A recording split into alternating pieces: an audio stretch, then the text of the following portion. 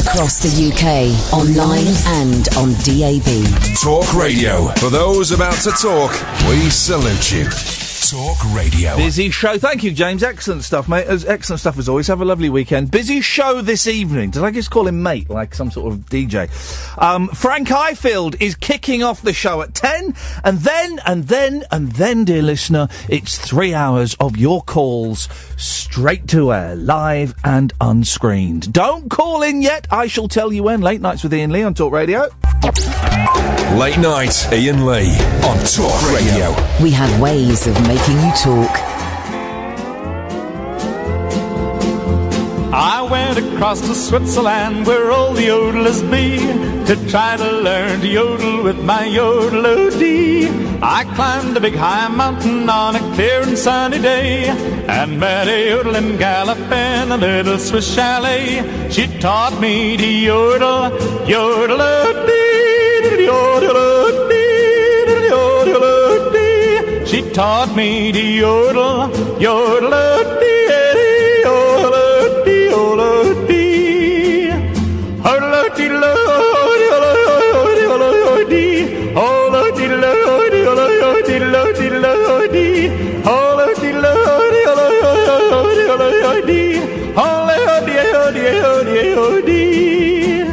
Well, now I'm gonna teach you how to yodel just like me.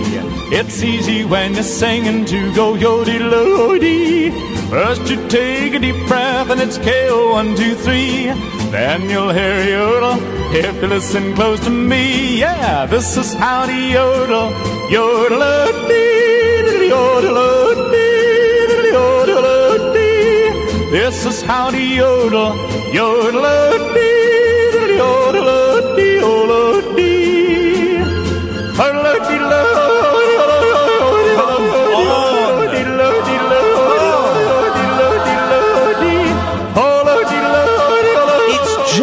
Just listen to it. It's incredible. Here we go.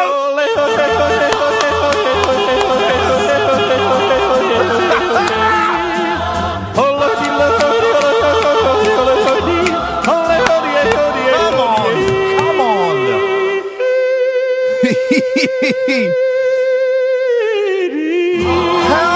How can you honestly 2 minutes and 6 seconds, and there is not anybody listening to that at home that hasn't now got a stupid big grin plastered all over your faces. Admit it.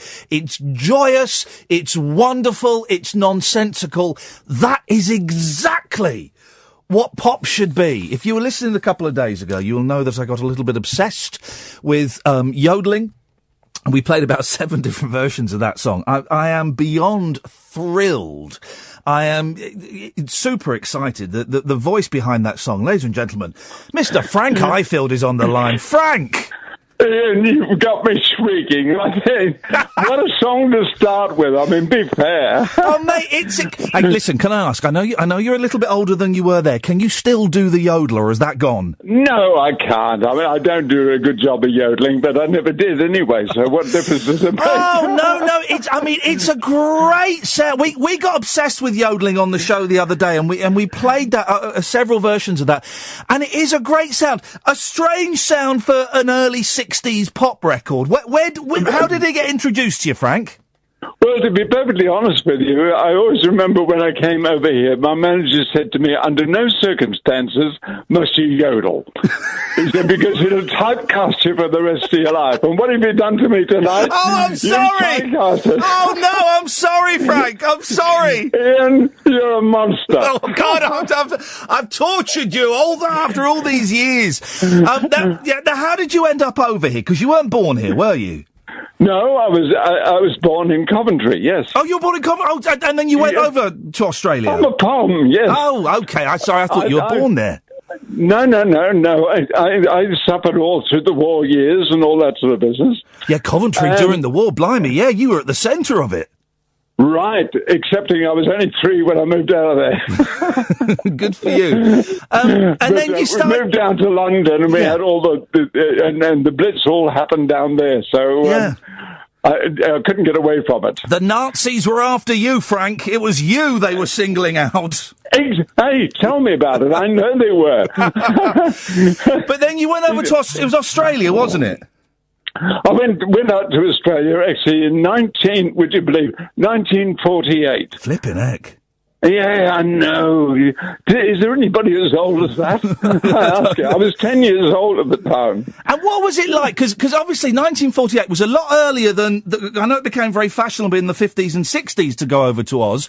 What was it like when you got there? It must have been a shock.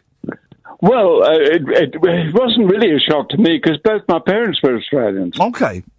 Yeah, my mum and dad were both born in Sydney, you see. Yeah. Yeah. So I'd heard a lot about Australia long before I even set foot on the place. Yeah. Yeah, so it wasn't really strange to me when I got there. But it was a big adventure, I can tell you. I bet it was. And how did the singing come about? Do you remember the first time you sang in front of a crowd? Yes, I do. Go on. Okay. Are you ready for this? I'm ready. It happened actually when I was actually in an air raid shelter. When they couldn't escape. I stood in front of the class. Yeah. And I sang things like 10 Green Bottles and One Man Went to Mow and all those wonderful songs. Yeah. You probably remember them. Yeah. Do you? I remember. Listen, I'm older than I sound. 10 Green Bottles, of course, was the staple of any car journey when I was a kid. But you'd start at 100, and by the time you got down to about 63, my dad would say, "Will you shut up singing that bloody song?" Driving them nuts. That's what that was. Listen. I know you've got a cold at the moment, Frank, and I know you're on tour. So yes, I am. Rest. You know, if you need to bail out, because I don't want you to lose your voice. No. Nothing's going to make me stop. Well, if the Germans couldn't, then I won't be able to. Exactly. If the Germans couldn't do it, nothing will. We'll plug the tour properly in a minute. I promise. When did you come back over here then? Were you a star in Australia when you came back over here? Yeah, well, yes, I was, because I was recording for about 10 years. Right. So it was 1959 when I came back here. Yeah. When I say come back, I mean, I didn't even know England at that point because I was only 10 when I left. Yeah, of course. But with the experience that I had in Australia with recording and what have you, I felt that I wanted to come to Britain. And the reason I wanted to come here wasn't necessarily to make records. It was because I just loved the stage and I wanted to play the London Palladium. Wow. You know, I mean, how high can you think for? You know, here's me, a country kid, wanted to play the London Palladium. What the heck was I thinking? How many times did you play the Palladium in the end? Many times. Brilliant. Hey, well done. Well, that's the thing. Yeah. This is the thing. You know, this is what I've got two young lads who are 7 and 5, and I tell them anything is possible. Anything. Yeah. You know, and you, a poor lad, you know, that got shipped over to Australia, and you played there hundreds of times. Anything is possible, Frank, if you set your mind to it. Well, exactly, because when I came out here, I knew nobody out here, and they didn't know me either. Yeah. But I knew what I wanted to do, and I set my mind on it. And once you do that, well, you're focused, aren't you? And you're moving towards that. And you had big hits, the very early 60s. I mean, you had quite a few top, number ones and top 10 hits, didn't you? Now, I've got to tell you, though, Ian, isn't that weird? Because I didn't set my career onto records at all. Yeah. But I love the idea of making records because it gets your name out there and lets everybody know what you're doing. Yeah, of course. But all of a sudden, the first record I released over here was a thing called Lucky Devil. Yeah. And it went into, the top 30? Wow. And got me started. Well, I wasn't even thinking about that, you know what I mean? But as time went on, it got me closer to what I wanted to do, and that was playing the Palladium. Yeah. But it wasn't until the end of my contract that I actually got I Remember You, and that was the clincher. And that was that. I mean, that was the you had hits before then, but that was that was huge, wasn't it? That was stupidly big. Oh, talk about huge. I wasn't ready for that at all when it happened. How old were you, Frank, when I Remember You became a hit? How old were you? Well, let me just try and work it out now. I wanted to get here before I was 21. Yeah. And I was still 21 when I got here. So, okay, 22 was 1960, but 60 was 90. I was 24. Wow. So still a kid, really. You know, still a I'm boy. very good at mathematics. Have you noticed that? When this falls through, Frank, you've got a career in teaching maths behind you. Don't yes, worry. Exactly. What did I'm always interested. What did Mum and Dad think of your career and when you became a success? Were they very encouraging? Yeah, they were. When I say encouraging, my dad didn't like the idea because he hated country music. Right. Okay. Oh, and that was what I loved. You say. Yeah. But he played it very cautiously. But on the other hand, he knew that I had passion for it.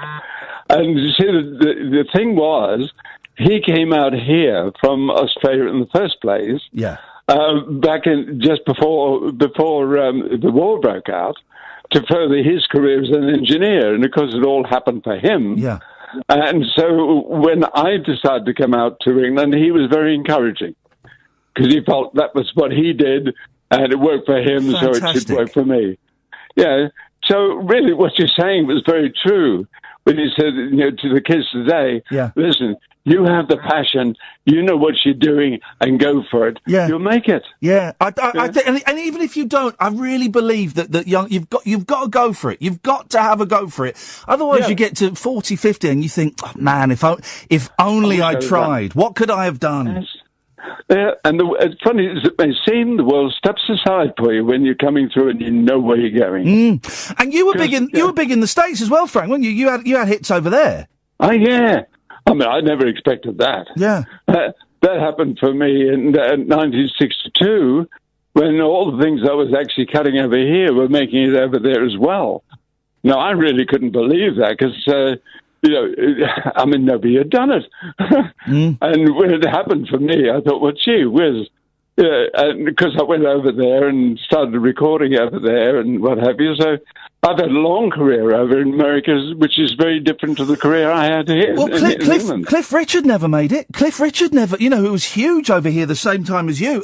He never had a hit in the States, did he? I found that amazing. Yeah, incredible. I really did because, Cliff was so big, wasn't he? Oh, and Cliff is brilliant. I know Cliff has become a bit of a dirty word, and we kind of look down our noses, but those early songs are fantastic. Yes, they were, and I've got to tell you something that if you listen to the beginning of I Remember You, right, and you hear that guitar, what does it remind you of? It's a bit of Move It, isn't it? Traveling Light. Yeah. And that's where I got the idea. I just playing that guitar, playing sort of a country feel to it, and I put that standard, which was a standard jazz song, to that feel, and that's what happened. It was the magic. Yeah. I've got to ask you, your movie Up Jump to Swagman. You would have to ask that, wouldn't you? I know. What are you going to ask me? I'm a big fan. We've been talking about this earlier in the week. I'm a big fan of pop stars and rock groups when they make movies. And Up Jump to Swagman. That's an odd movie, isn't it? What are your memories of that? Ian, you just said the whole word there. You said you're a fan of pop stars and what? Rock and roll music? Rock bands in movies. I love it. I love it when pop stars and rock stars make movies. Yeah. Well, I'm still trying to figure out. I look at that movie. I'm still trying to figure out what the lyric was all about. What was the story? I don't know. The way I read that it was kind of it was supposed to be a Cliff movie, but then they pulled out, and it was kind of two scripts sort of sandwiched together. Well, name it. I've been trying to forget it for years. Oh, I'm sorry, Frank. No. But having said that, I did write all the songs in it. Yeah. And the fact that I say all the songs, I didn't write I Remember You, but I read most of the songs in it, and the fact that they got some airing and they turned out really good, I was quite surprised. Yeah. Because I didn't regard myself as a songwriter. Now, and I didn't regard myself as a film star either. Did you have fun, Frank, when you were in the early 60s, when you were having the hits and making the movie and going to the States? Was it fun? Did you enjoy yourself? Oh, yeah, I did. Yeah. I really did enjoy myself. Earlier on, I didn't because I was working with major bands and what have you, and I didn't know anybody, and I was touring with people I didn't know. Yeah. But later on, when I got to know people I was with and my managers I was with and things like that, then it became more fun. You see, I grew up with 7 boys in my family. Wow. And so when I came over here, I was pretty lonely, as you can probably appreciate. Yeah. So once I got together with my own band and things like that made a heck of a difference to me. Yeah. And traveling around with guys, you've got to have fun. If you don't have fun, I've always said something, and now listen to this. I've always said, a day without a laugh is not worth living. Perfect. Now, just think about that, and it's very true, isn't it? It's perfect. You're doing the tour now. It's the oh no, Frank! Yes. No, you've just. I live in Windsor, and I just see that you were playing in Windsor a few weeks ago. I've missed it. Done it. Been there. Right. Done it. Right. Well, listen. This tour, I'm not going to be able to catch you. Next tour, I'm coming, and I'm coming backstage, and I'm shaking your hand, boss. You've still got a few more dates. There's oh yes, Cornwall. I'll tell you. No, hang on a second. Go on. No, there's. Sorry. Yeah, I'll tell you what they are because I got right here in front of me. Go on then, Otherwise, sell. I wouldn't have a clue where I was going. Go on, do it. It says here, Saturday the 13th, Louth Town Hall in Links. Beautiful. Wherever the heck that is. Don't be rude about Links. They'll come and throw vegetables at you. Don't do it. Then it's Sunday the 14th is the Key Theatre. Yep, Sudbury. That's Sudbury, yeah. Yep.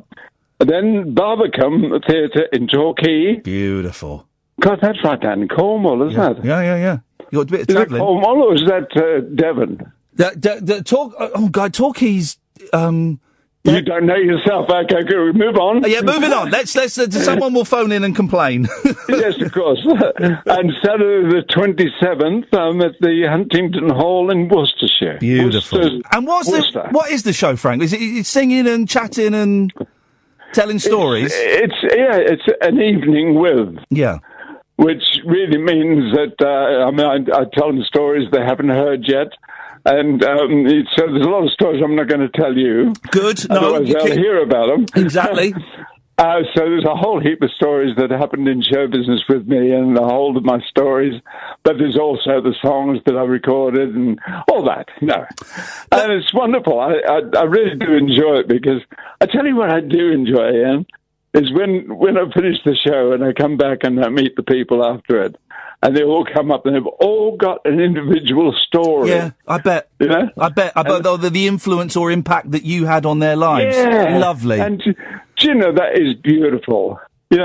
I mean, I started up as probably a pop star and I had all the young girls around me and all that sort of business. And those young girls have grown up to being grandmas. I'm looking. I'll put on Twitter and stuff the website, frankifield.com. But I'm looking at a picture of you from March. Oh, yeah. You're looking... What the hell is going on? You're looking very good for your age, sir. Well, I suppose... Devilishly handsome. Look at that. You are marvellous. I love you. Thank you very much. Frank, that is great. Frank, listen, I love you. Next tour you do, before the tour happens, we'll come out and meet you and we'll have a chat face to face or something and we'll give it a proper plug. To that. Mate, good on you. Thank you so much. Enjoy the last few dates, Frank, and we'll speak again soon. Thank you, Ian. Absolute pleasure, man. Thank you very much. Ladies and gentlemen, I mean, wow, what a delightful, wonderful gentleman, Mr. Frank Ifield. What a good sport as well. I'll tweet the link to his website. I'm looking at a picture of him. He looks like a young Clint Eastwood. Me and Kath were watching some videos before the show. I was going, let's have a little look at Frank, and we watched him on American TV, and we watched some bits and pieces, and we both went, he's really good looking, isn't he? Really handsome. And I'm looking at this picture of him now from 2 months ago. He looks like a young Clint Eastwood, doesn't he? Incredible. And what a sense of humour. Love it. Frank Ifield, thank you. Seriously, let's keep in touch with him, Kath. Let's find out when his next tour is. And you and me, we'll go out and we'll have lunch with him and record it and we'll do a special thing. Absolutely beautiful.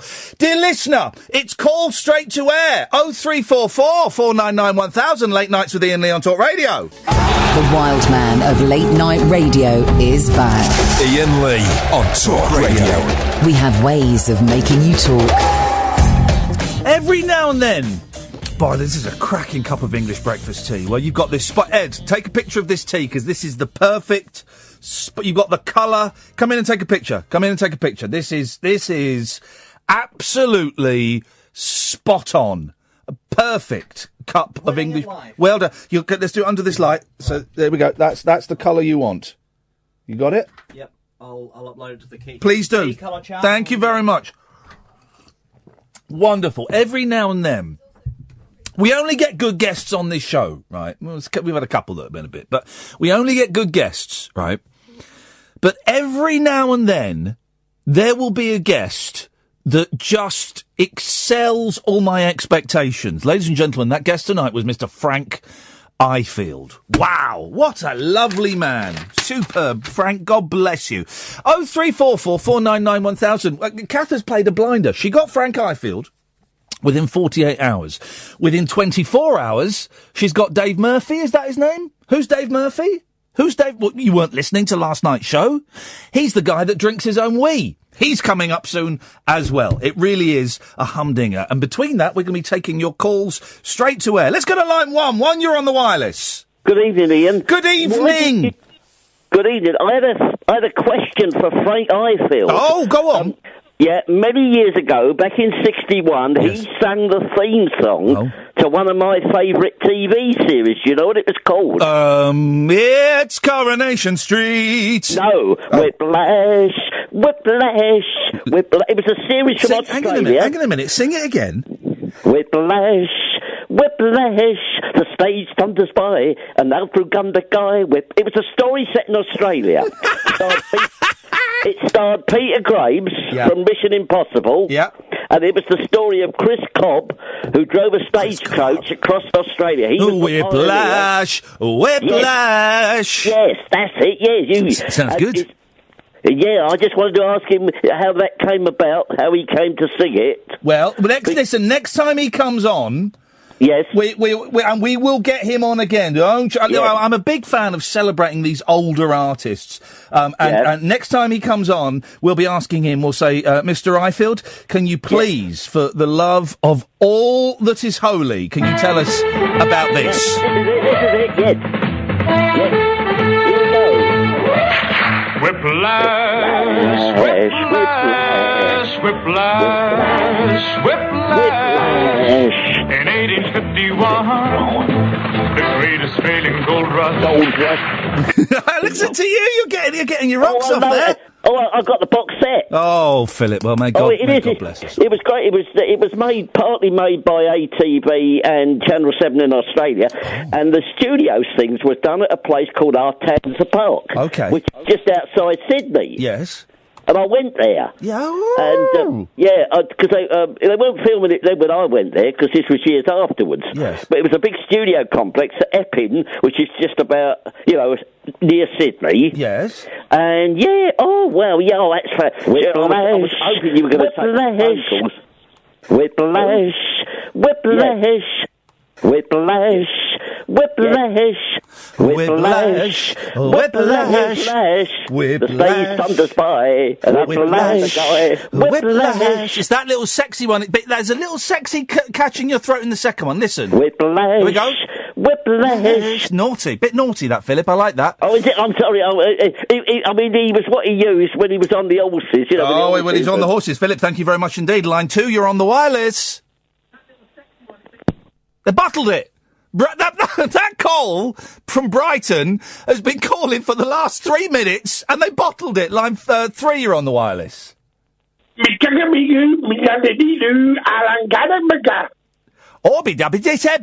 Caddick also has a stupid bell end.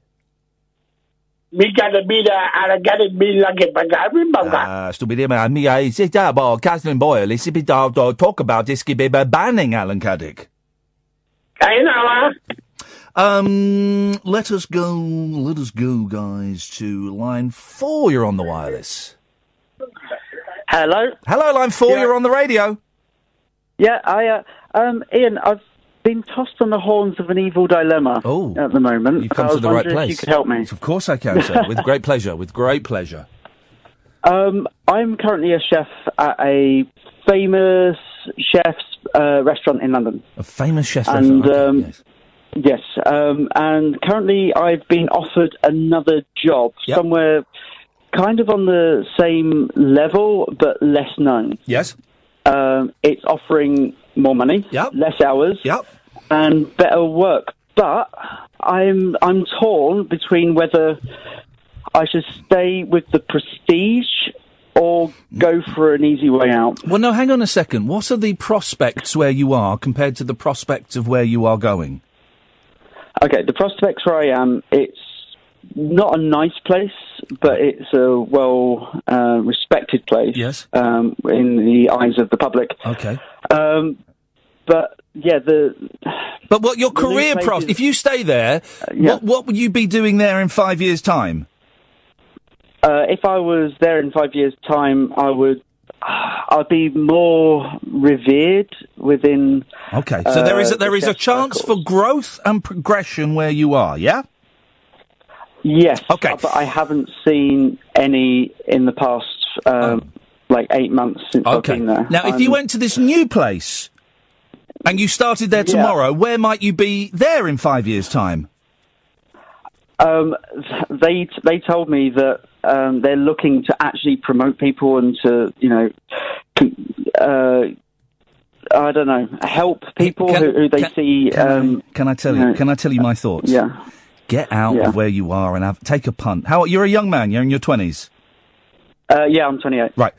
I was going to say 28. I should have said it. I'm done it. Take a punt. Take a punt. Take a punt. You're young enough where even if this punt goes wrong, you're still young enough that it's not the end of your life. You're still young enough that if you went to this new place and in 6 months it was awful, you're still young enough that you can turn things around. And you'll have the place that you're working at now on your CV. Here's the thing, right? When I was at the BBC, okay, and here's the truth of the matter. When I was at the BBC, I found out that a new radio station was opening called Talk Radio. And I said to my agent, get me in there, get me a meeting with the boss. I want to have a meeting with the boss, right? And this is before I lost my job at the BBC. And I came into the boss and I said, I want to work at your radio station, but I only want to do 10 o'clock at night.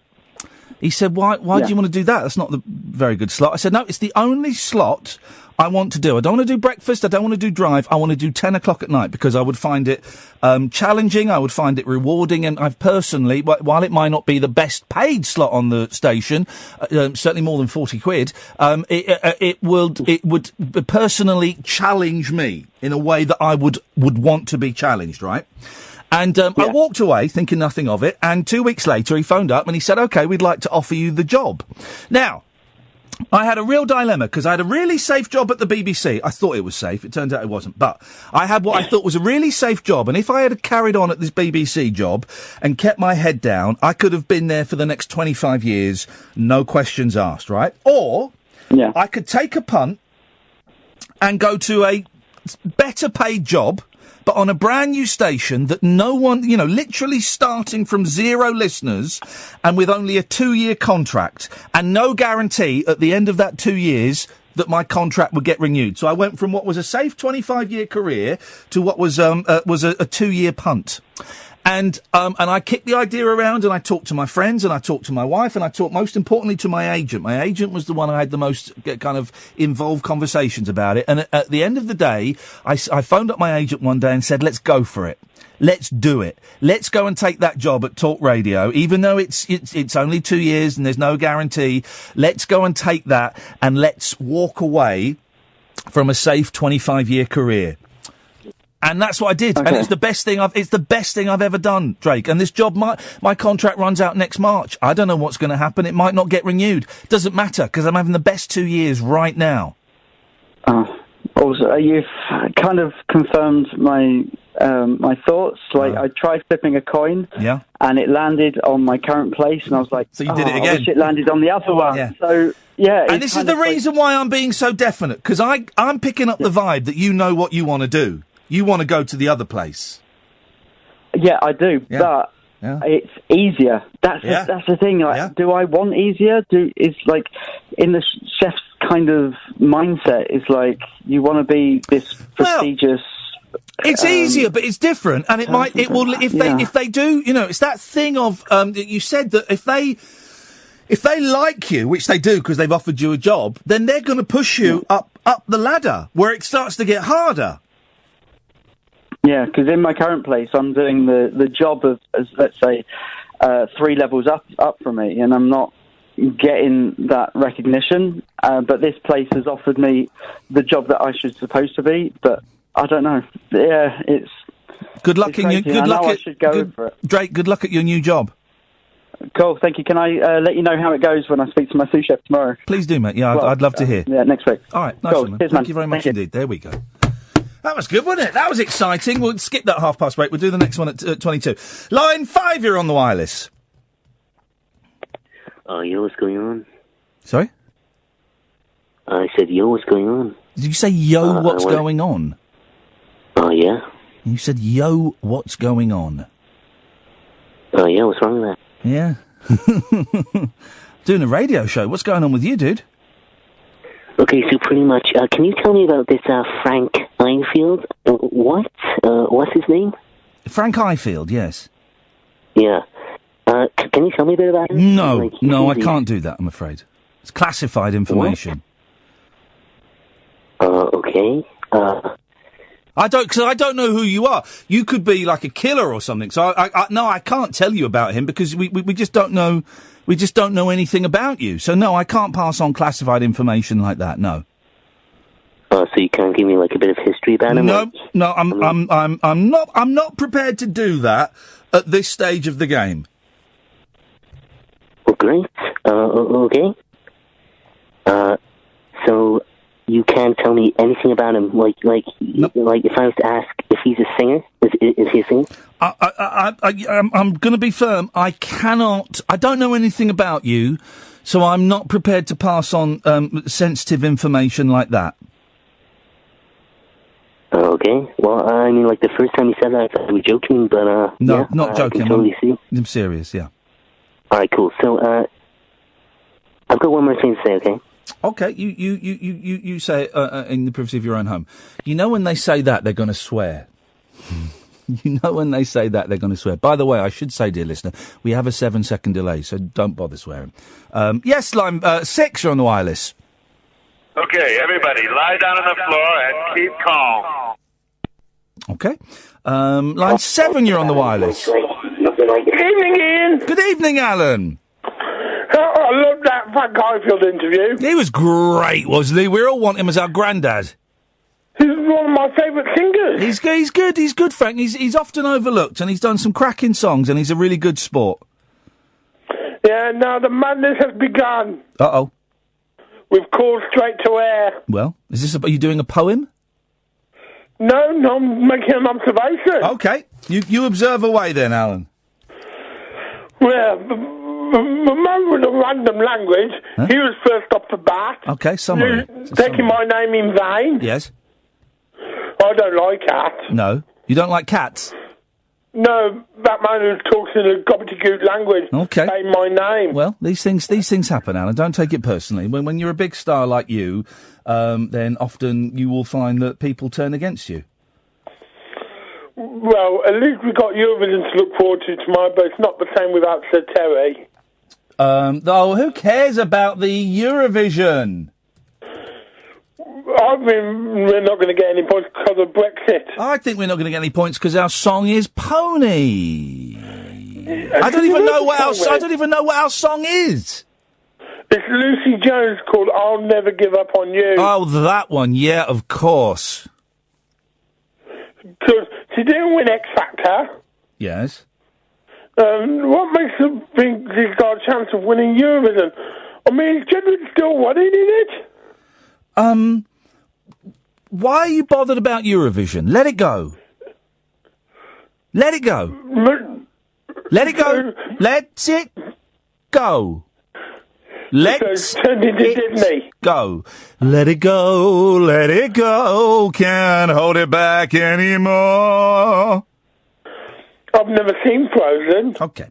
0344 499 1000 is the telephone number. Strange night tonight, starting off with Frank Ifield, taking calls straight to air. Coming up soon, though, guys, Dave Murphy. He's the gentleman who drinks his own wee-wee.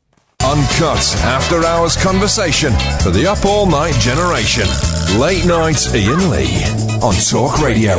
We have ways of making you talk. Exciting news, right? And I didn't think this would happen. You know Keith, who calls in? He's called in 3 times, and some of you think Keith is Bob Mortimer. I'm not buying that for a second, because I know Bob Mortimer, and I've got Bob's number, and it's a different number, okay? And Keith was talking about he was going to send in a fast-running video. He sent in a fast-running video. He has sent me... This morning I woke up with an email saying Keith has sent you a video called Fast Running via Dropbox. Fast Running by Keith Bridgewood, or Brigwood. He spells his name differently, depending where it is. If you want to see the video, it's 1 minute, 10 seconds long. It's filmed in portrait, so don't hold that against him, but it's filmed in portrait.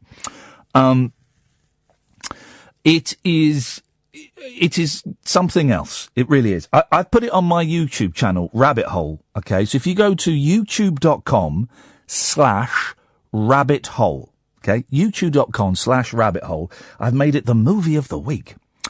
You can see it. It's had 510 views already. I'm going to tweet it now. Maybe we can retweet it from the Talk Radio Twitter feed as well, because I'm keen for as many people as possible to see what is... I mean, his nephew, he's covered the kid's face up because he doesn't want him to be buggered by a monkey, but his nephew, lots of you posted comments like, well, I thought I was watching a video of Sonic the Hedgehog. His video is fast. His nephew is fast. He shows it twice, once at normal speed, once in slow-mo. So I'm going to tweet that link now. And we'll tweet it from the Talk Radio thing, and we'll put it up. And we'll take calls straight to air. Line 7, you're on the wireless. Hi, what's going on? So I just want to talk about the current state of YouTube, because pretty much I'm a YouTuber, and a lot of really scummy stuff is going on at the moment on the website. You sure you don't want to ask about Frank Ifield? Yeah, okay. I just want to... He seems like a pretty cool guy. I don't know who confused. he is. Is this a different... Just before we go ahead with this Lartsy... Are you playing the same character that you played in the previous call, or are you a different character? Who? I'm the same guy. You're the same guy. Okay, beautiful. Okay, can I carry on? Please do, buddy. Yes. Okay, so I'm a 0344 499 1000 is the telephone number if you want to give us a call. I've just tweeted Keith's fast running video. Do you remember yesterday? We found a great story. It was in all the papers, about a gentleman called Dave Murphy, who had, he claimed he'd lost a lot of weight simply by drinking his own wee-wee. He had decided that that's what he was going to do. And he lost a couple of stone through drinking it. And it prompted a nice bit of conversation, and we all had a good chat about what we would do and whether we would do it. And I haven't done it, but I've got no real problems about drinking my own urine. And I thought it'd be nice to speak to Dave and get, because quite often when you see these stories in the newspapers, they kind of miss an element of it. So we've got Dave Murphy on the line now. Evening, Dave. Hello there. Hello, mate. Nice to talk to you. Thank you so much for coming on. I was fascinated by your... It was in all the papers yesterday, wasn't it? Yes, it was. You lost... How much weight did you lose by drinking your own wee? Well, I don't actually know, because I started off at nearly 20 stone. Yeah. And all I knew at the time was I went in 7 belt notches. Wow. Flippin' heck. And that was in 30 days. The papers were talking about doing it over 6 years. I did it in 30 days. And now, here's the thing, Dave, I've got to say, you're never quite sure when you read these stories and then talk to the people. You don't sound nuts. You sound normal. Well, because I am normal. I'm just a normal bloke from Basildon. How did what made you do it? What did you read it somewhere? Did your mum tell you about it? How did it come about? No, I was dreadfully sick and overweight and stuff, and been trying to, do certain, alternative therapies. Yeah. Then walked into a talk about urine therapy. Wow. And me and 4 other friends walked in there, arms folded, saying, "Tell us about drinking your piss, wee lady." Now, hang on a second, though, Dave. What even made you walk into a urine therapy? What even made you walk into this meeting? We kind of thought we were going to have a good laugh about it. That's a good attitude. Really? Yeah. And we came out saying, "We've got to try this." It was so compelling. She also had this guy who had healed himself of asthma. Wow. Serious asthma. Yeah. His story was very compelling. So, and because I'd been suffering from asthma my whole life, I thought, well, I'm going to have to give this a go.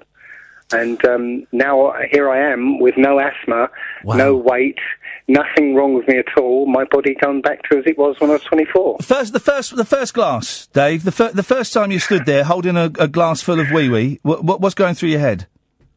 Okay, I'm holding it and I'm thinking, there's no way I can drink this warm. Yeah. It's the warmth. That's an excellent point. Yeah. So I put it in the fridge. I got myself some grapefruit juice because I thought it was the strongest juice I could think of. Yeah. And mixed it with grapefruit juice, and then I could drink it. It was like, okay, I can do this. Yeah. And for the first 2 weeks, that's what I did. But I was working away in a hotel one day, and woke up, weed in my glass as usual, and then realised, oh, I haven't got a fridge or any juice.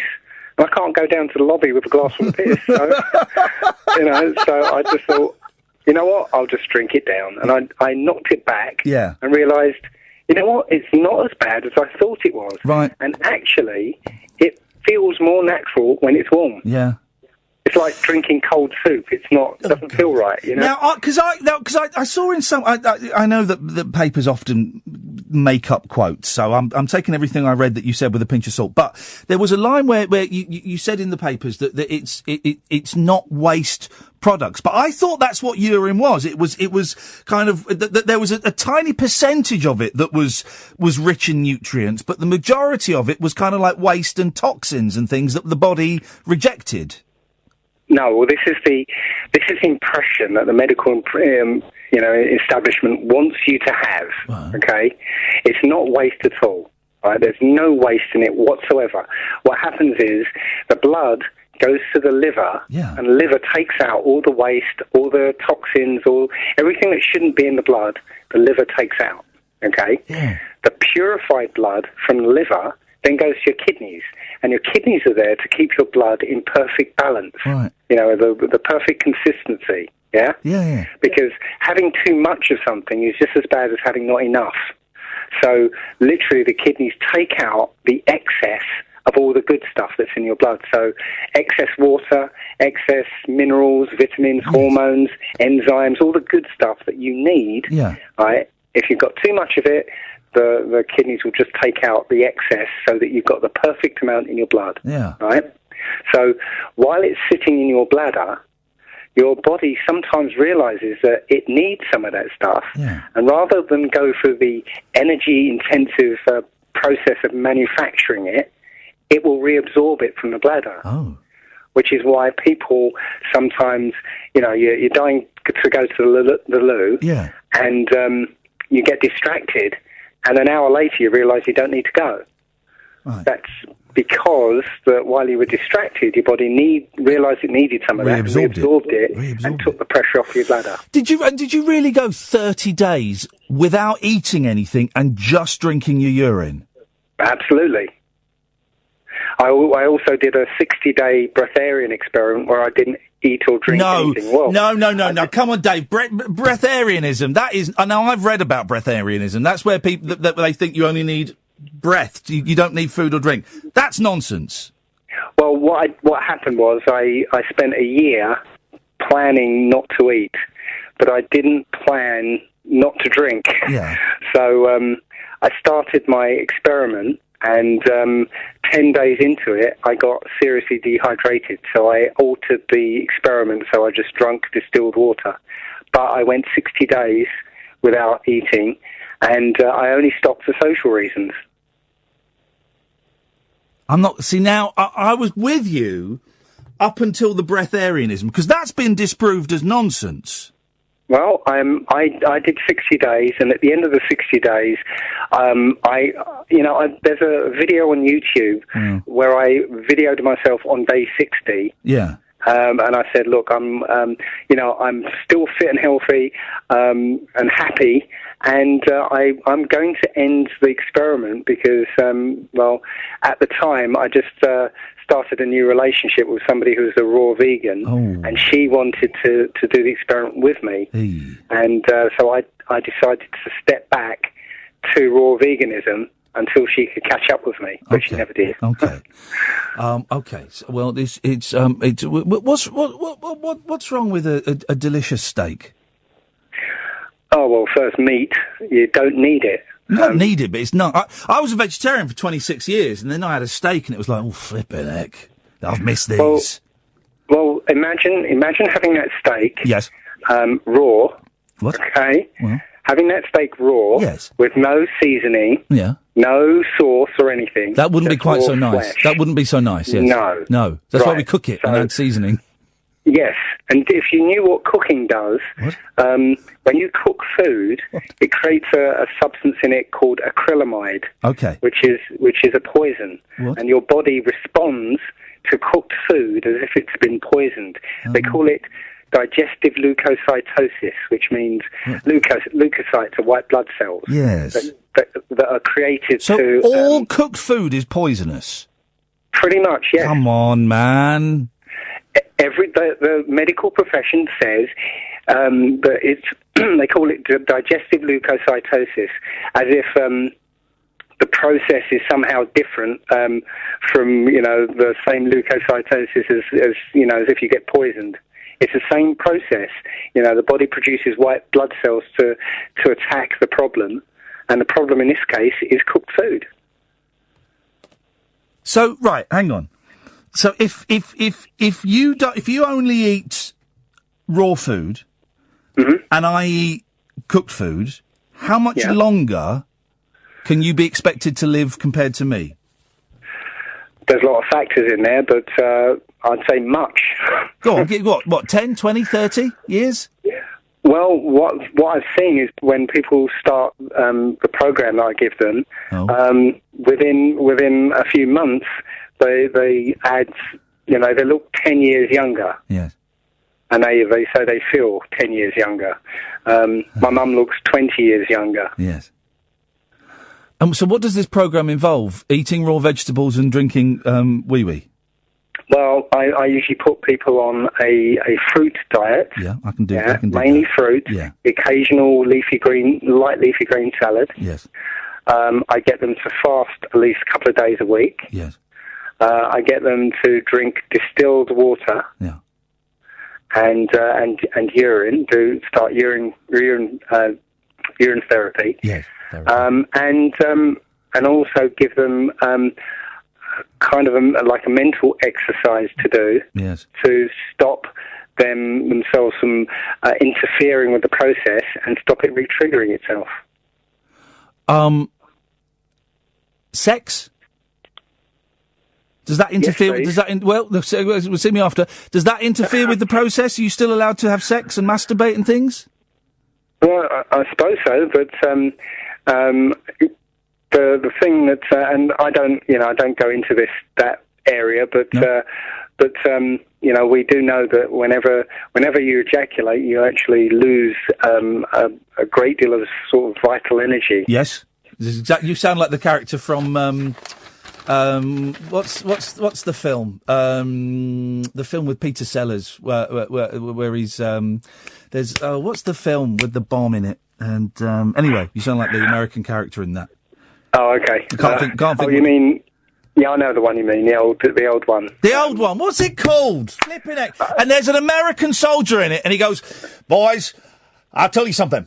I do not masturbate because I like to keep all of my important fluids within my body." That character. Yeah, it's the one where he's riding the bomb down. He rides the bomb down. That's the fella. Well, Dave, listen, thank you for coming on, and I hope you have many, many years of wee drinking ahead of you, fella. Thank you. Well, could I just plug a book? Of course you can. Go on, you plug a book, yes. Yeah, I've written a book, and it's called The Human Body Owner's Workshop Manual. Yes. And you can get it from lulu.com. Beautiful. And it's under your name, Dave Murphy, is it? Well, it's under allegedly known as Dave. Okay. Oh, I see. Mysterious. Dave, listen, thank you, mate. You've been a good sport. Thank you very much indeed. The film, of course, is Dr. Strangelove, or How I Learned to Stop Worrying and Love the Bomb. How could I have forgotten that, dear listener? Here's the thing. Can I tell you what was going through my mind, right? Genuinely. Got a glass here, and it was full of water, and now there's only a third of water in it, okay? Because I drink a lot during the show. And I was thinking, and I need a wee. So I was thinking, we're coming up to a break. So I was genuinely thinking, during the break, I'm going to go to the toilet. This is what I was thinking. During the break, I'm going to go to the toilet and do a wee, and then throughout the rest of the show, I shall sit here and drink my own juices. And then he started talking about breatharianism, and suddenly all kinds of alarms went off, because I've read quite a bit about breatharianism. The woman who invented breatharianism, she claims you don't need food or water, you just need oxygen. She was challenged to go into a house for 3 months. I believe she came out crying like a baby after 3 weeks. I think. I may have got those figures slightly wrong, but surprise, surprise, the woman who invented breatharianism, turns out it was a load of old bullshine. Now, so because of that, I'm not going to drink my wee. But if you want to phone up and drink your own wee this evening, I'd love to hear you. Don't call just yet. It's call straight to air. We'll have a little break, and then we'll take some calls after the news. Late nights with Iain Lee on Talk Radio. Talk Radio. I probably should, because there'll be some poor saps out there. You keep on cooking and eating your food. Cooked food is not going to kill you unless you get hit over the head with a leg of lamb. In that case, maybe it will. Late nights with Iain Lee on Talk Radio. Late night, Iain Lee on Talk Radio. We have ways of making you talk.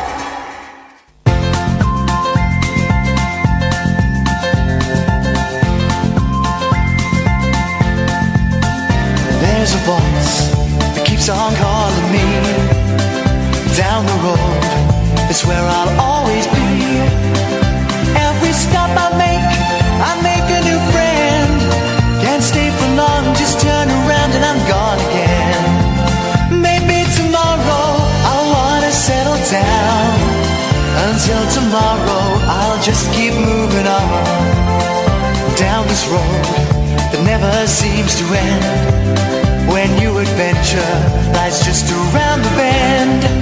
So if you wanna join me for a while, just grab your hat, come travel light, that's old style.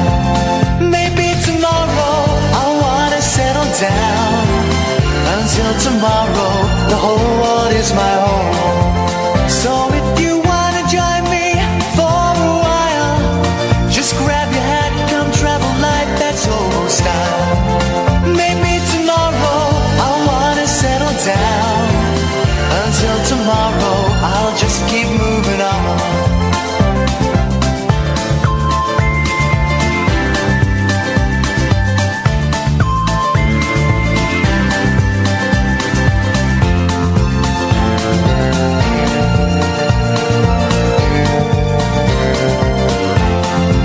Maybe tomorrow I'll wanna settle down. Until tomorrow, I'll just keep moving on. There's a world that's waiting to unfold. A brand new tale no one has ever told. We've journeyed far, but you know it won't be long. We're almost there and we paid our fare with a hobo song. Maybe tomorrow I'll wanna settle down. Until tomorrow, I'll just keep moving on. So if you wanna join me for a while,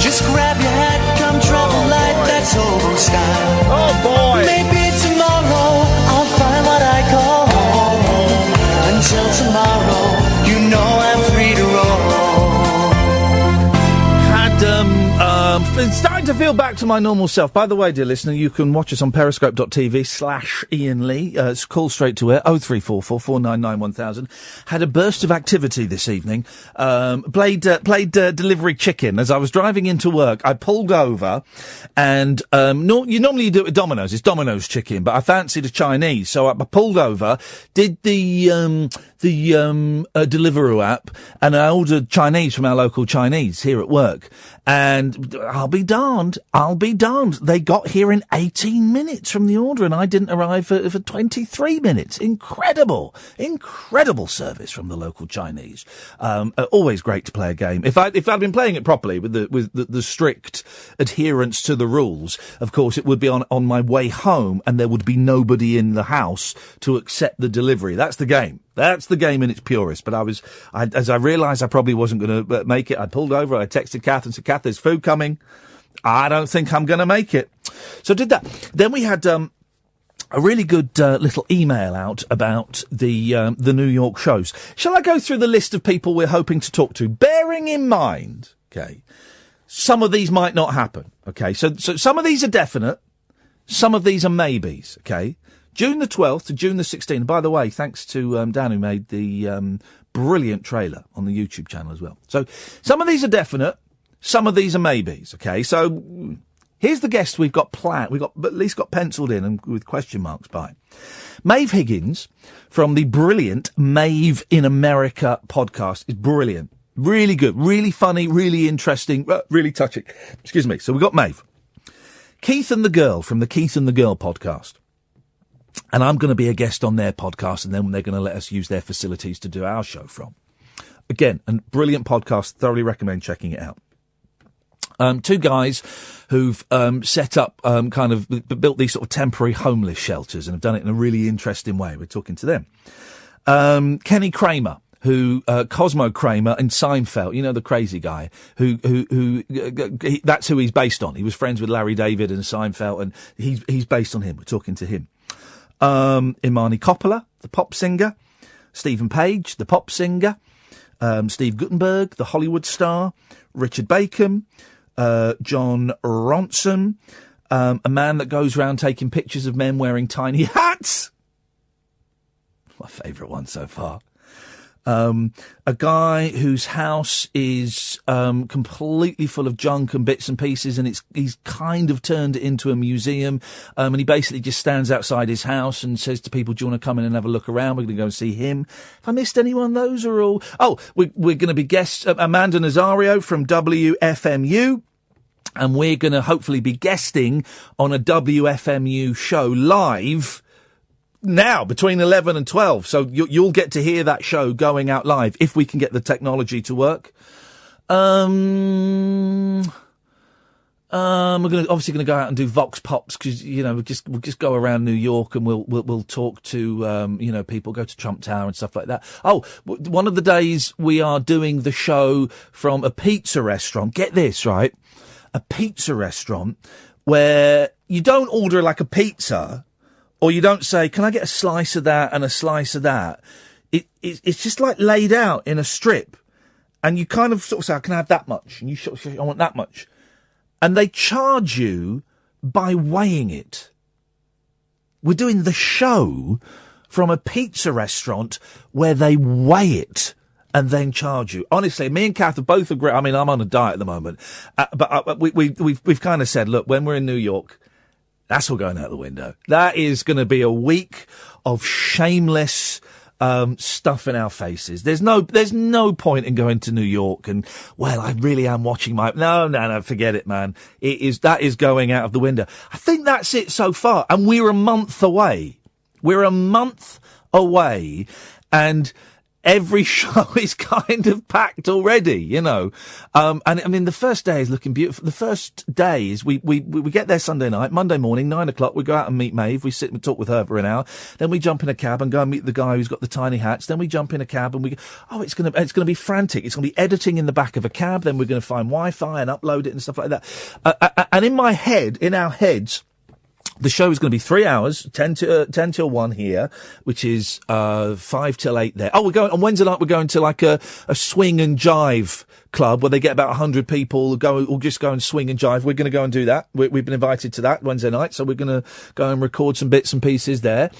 So the way that we see the show is the first hour and the last hour probably will be pre-recorded, packed full of the stuff. We're going to go out, or you're going to hear cabs, you're going to hear people shouting. It's going to be noisy. There's no point in doing it. There's no point in going to America, New York in particular. Well, there's no point in going to a foreign country and not hearing the accents.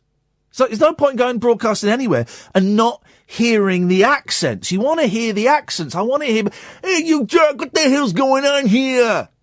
And American accents as well. And of course, because it's New York. New York is like London. There'll be accents from all over the world.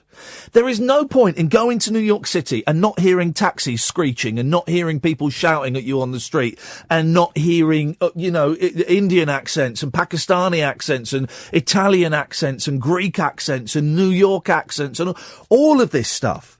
So, in our heads, the way the show is going to kind of work, first hour pre-recorded, second hour live, possibly with a guest, certainly with your phone calls, third hour pre-recorded, with some variation in that. That's how we're planning the week at the moment.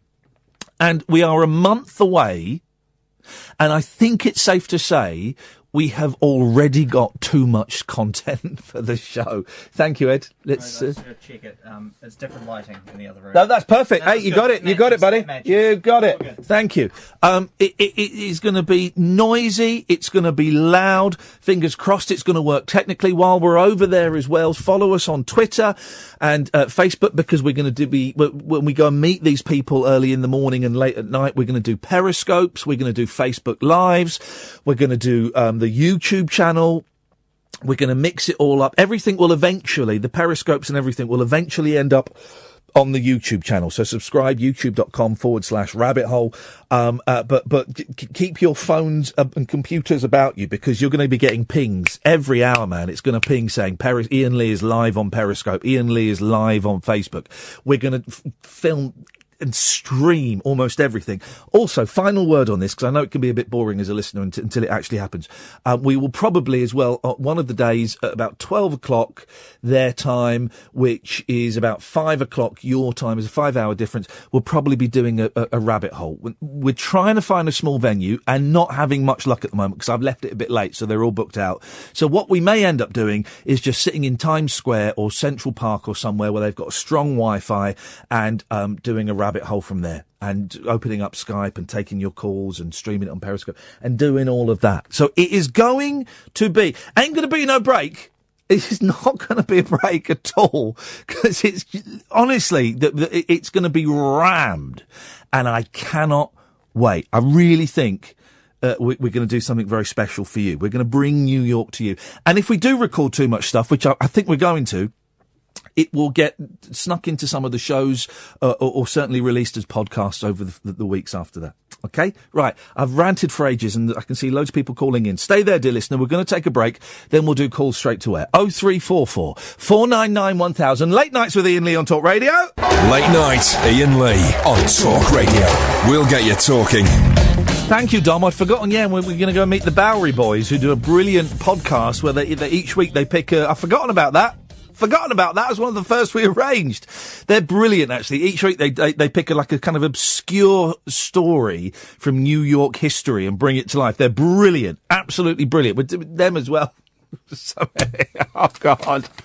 Oh, man alive. We got a month to go and we're overbooked and we're still emailing people and still here. And it's brilliant. Brilliant. Right. Enough of that. Because I know it doesn't excite everybody. Dear listener, for the rest of the show, that's 1 hour and 3/4 of another hour, we are taking calls straight to air. What does that mean, you listeners? Well, let me tell you. Some of you may have heard of it as Bob's Tea Break or Triple M or The Human Zoo or whatever. Normally, when you phone up a radio show, 0344 499 1000, you'll speak to a producer who will say, hello, what's your name and what would you like to say? OK, I may call you back shortly. You then get a phone call, you're then queued up on the phone, and I choose you, Steve, then you, Tony, then you, Chris. It doesn't work like that tonight. Tonight it is completely different. You can phone in at any time about anything you want. Maybe you want to sing a song, maybe you want to have a go at me, maybe you want to suggest something, maybe you just want to stay on the phone and be silent. It's all acceptable. This is a way for you to express yourself in any way you see fit, any way that would relieve the pressure of living. The phone number is very simple, 0344 499 1000. You phone up. When I see the lines flashing on my screen, I touch the screen and you come on. Two rules. You can't be libelous, you can't swear, okay? And if you are, I have a dump button here, which will take out that swear or that libel, and I'll have to cut you off, okay? Okay? You want to play? Good. 0344 499 1000. Let's go to line one. One, you're on the wireless. Call James Wells, show on Talk Radio. Call James Wells, show on Talk Radio. Monday, Tuesday, Wednesday, Thursday, Friday? No. Monday, Tuesday, Wednesday, Thursday. No. Listen, Thursday. Try again later. That was awful. Not on medium wave? No, that was awful. That was a very poor start to the call straight to air. Very poor showing there. The way the song goes is... Call James Wales, show on TalkSpot Radio. Call James Wales, show on TalkSpot Radio. Monday, Tuesday, Wednesday, Thursday. Monday, Tuesday, Wednesday, Thursday. Monday, Tuesday, Wednesday, Thursday. On medium wave, on medium wave, on medium wave. That's how that song goes. If you want to sing it, you've got to get it right, for crying out loud. The phones were going nuts when we had the wee guy on, and now no one's calling in, and that's absolutely fine. I noticed one of the callers while the wee guy was on was Nigel from Maidstone. Now, he's not called for a while, and I certainly wasn't going to cut off a top-notch guest like Dave Murphy for Nigel. But the thing about Nigel is he doesn't listen to the show. He's one of those. There are a few, him and Ken and Jonathan, although Jonathan doesn't. Was Jonathan on Any Answers on Radio 4 the other day? Loads of you got in touch. And Any Answers is the phone-in show, the tepid phone-in show on Radio 4 after Any Questions, which is like the Radio 4 question time. And loads of you got in touch and said, oh, Ian, racist Jonathan is on Any Answers. And I'd been listening to Any Answers. I listened to it on the Saturday. But then I turned it off. So I then went to the BBC iPlayer and kind of skipped through it. And I didn't hear him. I heard somebody that sounded a little bit like him. But I wasn't convinced it was him. I really wasn't convinced it was him at all. 0344 499 1000. Let's go to line 6. You're on the wireless. Hello, Ian. Hello, line 6. Hello, can you hear me? Yes, I can hear you. Oh, sorry, I didn't think you could hear me. I can hear you. Right, you were doing a dilemma earlier for a young lad. Oh, yeah, the young lad, yeah, the chef, yes. Where he got a job offer. Yeah. Well, I've got a dilemma. You've come to the right place. I'm being bullied mercilessly at work. Oh, no, really? By my manager. Oh, go on, what's happening? It's like subtle, passive-aggressive bullying, right? And I've got a dilemma because I enjoy the work. Yeah. I love the team I'm working with. Yeah. I love the people I work with. I've worked there. I've worked in the team for 5 years, and she is a new boss, and she is bullying the jeebus out of me. You didn't phone us before to talk about this, did you? Yes. You did. It's still going on, is it? Yeah. Oh, mate, I'm so sorry. That's horrendous. No, but So the dilemma here is, I've applied for another job. Yeah. Which sounds promising. Okay. But I really like what I'm doing, and I love the team I'm working for. So the person who's doing the bullying is, she's been at the company for not very long, and people keep saying she's going to move on, stay where you are, you're going to be fine. So what do? Do I try to get another job, get away, get out, be happier? Well, there is all that saying, well, she's going to move on, you're going to be fine. That could be years, couldn't it? And no one should be made to feel uncomfortable in their workplace like that. Now, of course, I know we're going to tread carefully, and we're not going to mention any names or anything that gives away any clues. I know, and that's cool, because it means we can have quite a frank conversation. What kind of stuff is she doing then? What did anything happen today? Well, the rolling eyes, tutting. Oh, God. Saying, really, is that really what you meant to say? That kind of thing in front of people who, don't want to see that. No. So humiliating, undermining you and humiliating you. Yeah, exactly that. Exactly that. Oh, that's absolutely awful. Is there anyone in HR, or is there anyone above her that you can go to and speak to about this? Well, it's a large company, so these are faceless people miles and miles away. Do you know what I mean? It's that kind of situation where. So no, not really is the answer. And, it's just, I've got to make a decision soon because it's making me ill. I'm sort of... Well, I can hear it in your voice. And wandering around and... I can hear the stress in your voice. It's you sound like you're at your wit's end. Yeah, and it's a shame because I like the work and I like the people I work with, and I think I've got to move away and get away from it because otherwise, I'm going to be ill. This other job, how definite is it? It's someone I know who's got a vacancy, and I've had a good chat with. I will have to go through the whole, proper process and everything. But it's just a shame that it's come to this, and it's just a big shame. Do you know what it sounds like? Sounds like you've made up your mind that you're going to go. Yeah, well, you're certainly going to have a go at getting out of there. Yeah, I just fear for the people behind that you leave behind. That this is going to carry on with. So yeah, but that isn't. And this sounds does it sound cold? Maybe they're not your responsibility. You are your responsibility, and your physical health and your mental health are the most important things, and your happiness are the most important things. I mean, I have suffered with depression in the past, and it's been a while ago, and I haven't had a serious, episode of depression for 2.5 years, Good. 3 years. Brilliant. And I can feel it coming on again. Yeah. You know what I mean? You get the warning signs, and I know it's this situation that's making me go backwards, go into Michelle, and all that good stuff. So what a cow! What a horrible cow! I know. I don't know how some people can live with themselves. Why do they want to do that day in, day out to people? I just don't understand it. It really is playground behaviour, isn't it? It's that kind of thing when you leave school, you kind of think, right, well, at least that nonsense is over. But you do...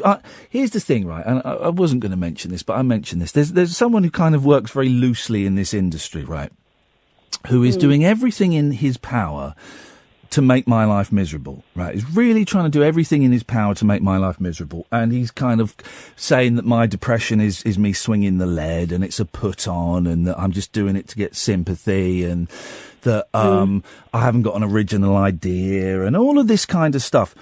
And up until recently, it was really getting to me. And I was finding it quite upsetting and quite hurtful. And I don't know what it was. I don't know how. But I suddenly managed to let it go. And it is the most freeing thing that has happened for the last 6 weeks. It's not bothered me. In fact, I found it funny. I found it sad, because the guy's obviously got mental health issues himself. and possibly some kind of dependency issues. I don't know. But so I find it sad for him. But in my defence, I can find it funny. And I don't look at his Twitter or look at his videos or any of that stuff anymore. But people will send me stuff. And I'll forward it on to Kath, or I'll forward it on to my friend Scott and go, look at this. Look at what he's doing now. And I don't, and this is no help to you because I don't know how I did it. I don't know what I did, but something inside me in the last 6 weeks, it just switched. And instead of it hurting me and wounding me, which it did a lot, really did a lot. And it really, it really hurt me a lot. I feel sorry for him. I feel sorry for the bloke. Now, that's no use to you in as much as I can't give you any suggestions on what I did, but it might provide a bit of optimism to know that situations can reverse like that. Yeah. It's a mental attitude, isn't it? I've got to get over it mentally myself, I think, yeah. Well, get over it in a way, yeah, I suppose, really. But that's not to demean what she is doing to you. What she is doing is cruel, targeted bullying. These people can sniff a weakness. They can sniff... It's a chink. I've got a chink in my armour that she's honed in on. And some people can spot it. As soon as you walk in a room, some people can spot it and they go, right. And it might be that she's threatened by you, she's jealous of you, maybe the first day she was there, you walked past her and didn't smile at her and she's took that. It could be any number of things that is probably almost definitely not related to how nice you are as a person and how competent you are at your job. I think you're right. Now, what does that mean for you? I don't know. Yours is a lot tougher than that lad's situation. I think you're definitely right to go and have a chat with your friend about this job. And I always say to people when there's talk of a new job, I always say, well, apply for it. Apply for it, because you might get rejected. You've only got a problem if you get a phone call saying, well, we'd love to give you the job. Then you've got a decision to make. Up until then, you might as well apply for it and see where you get with it. I will, I think. If it was your daughter or your mum or your sister or your best friend, what would you say to them? Get out. There you go. Get out. It's not worth it. There you go. There you go. It's not worth it. It's not. You're too long at work, aren't you, every day? Yeah. Yeah. Let us know how it goes. I will. Thank you. I love the show. Thank you very much. I really enjoyed your call. Take care. Speak soon. Bye. Bye-bye. Isn't it? People, though, huh? Thank you for that. It was a really powerful call. 0344 499 1000. Honestly, this person is doing everything they can to make my life a misery. Threatening my boss and making videos about me and saying that I'm not really depressed and I'm doing it. And it got to me. It was really getting to me. Then about 6 weeks ago, I don't know if it was being ill. I don't know if it was being with my kids or what. Something just switched. Just switched. And I feel sorry for the poor bugger now. I feel sorry for him because he's obviously got issues, and that's fine. I wish him nothing but luck trying to start a new business. I know how tough it is in this business. Best of luck. I feel sorry for him. And someone emailed me today some of the stuff he'd been saying. It's just. You've got kids. Go and hang out with your kids. Why would you spread poison? Go and hang out with your kids. Anyway. I don't really want to talk about that. 0344 499 1000. Late Nights with Iain Lee on Talk Radio. Late Night Iain Lee. On air and off the leash. On Talk Radio. We have ways of making you talk. If you're ringing, keep ringing. As always on the Straight to Air nights, the phone calls go bananas. So if you're ringing, keep ringing. Let's go to line one. One, you're on the wireless. Hello, it's Paul. Hello, Paul. You've called to apologise. Partly, but not really in a way. It was just kind of a joke. Yeah, really. here's a tip for you, Paul. Jokes that are libelous don't come over very funny on email. And be honest with yourself, mate. You didn't send it as a joke. You sent it to be mean. I sent it in a roundabout way. No, you sent it to be mean, Paul.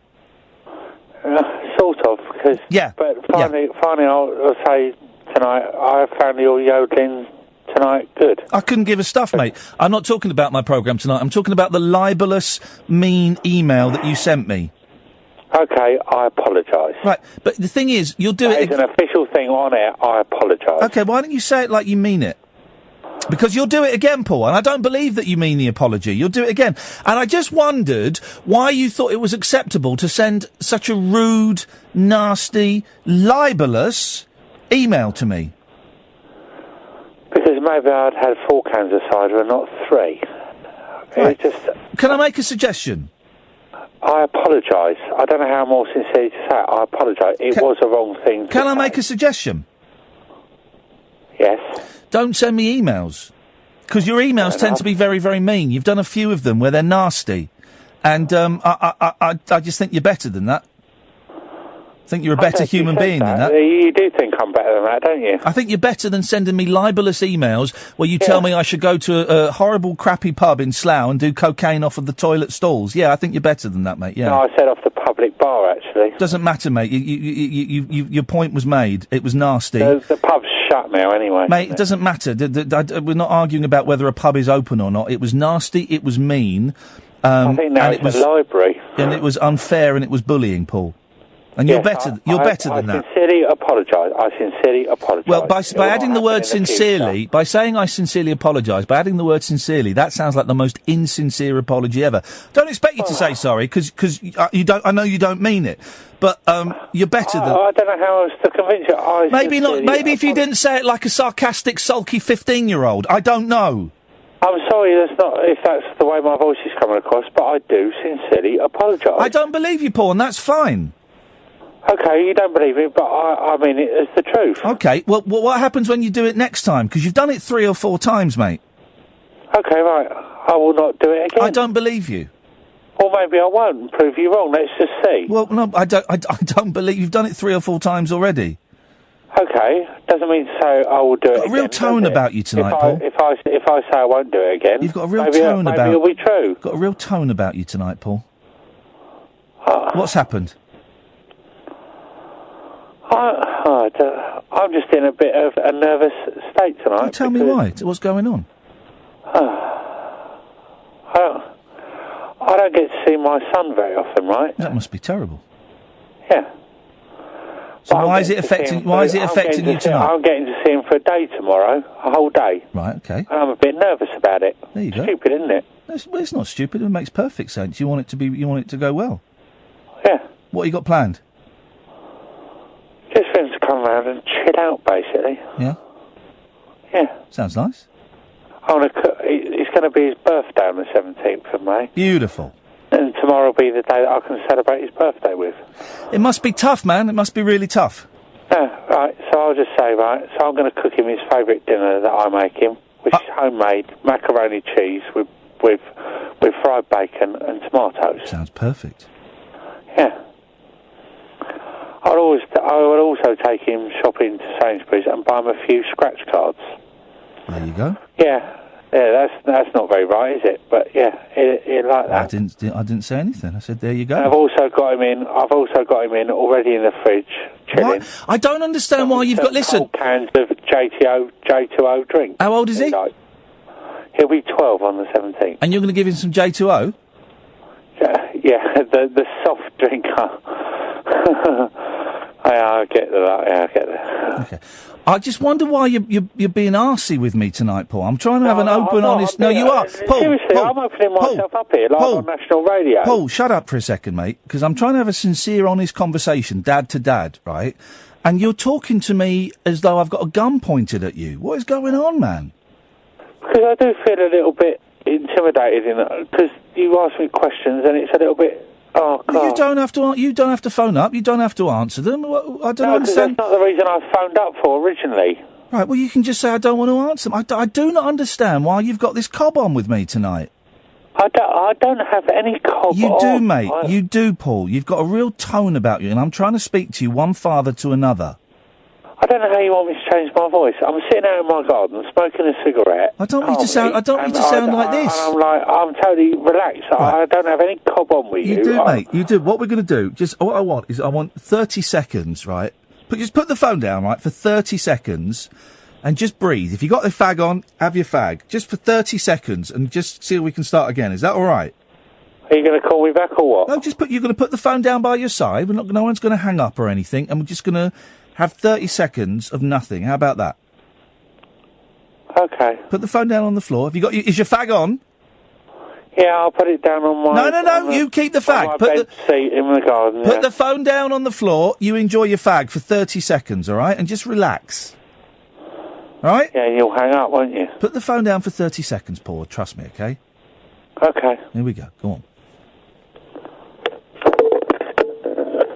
Sometimes you just need to have a little breather, just to get yourself back into shape. He'll have a fag. I don't smoke anymore, so I have my cup of tea.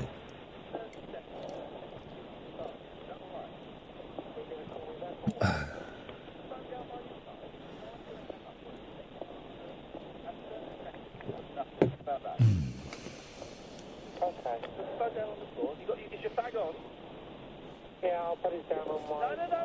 Don't look on Twitter while he's doing that. Phone down on the floor, you enjoy your bag for 30 seconds, all right? And just relax. How you doing, Paul? You back?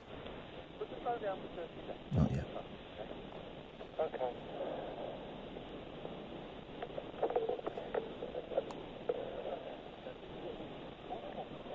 Little breather.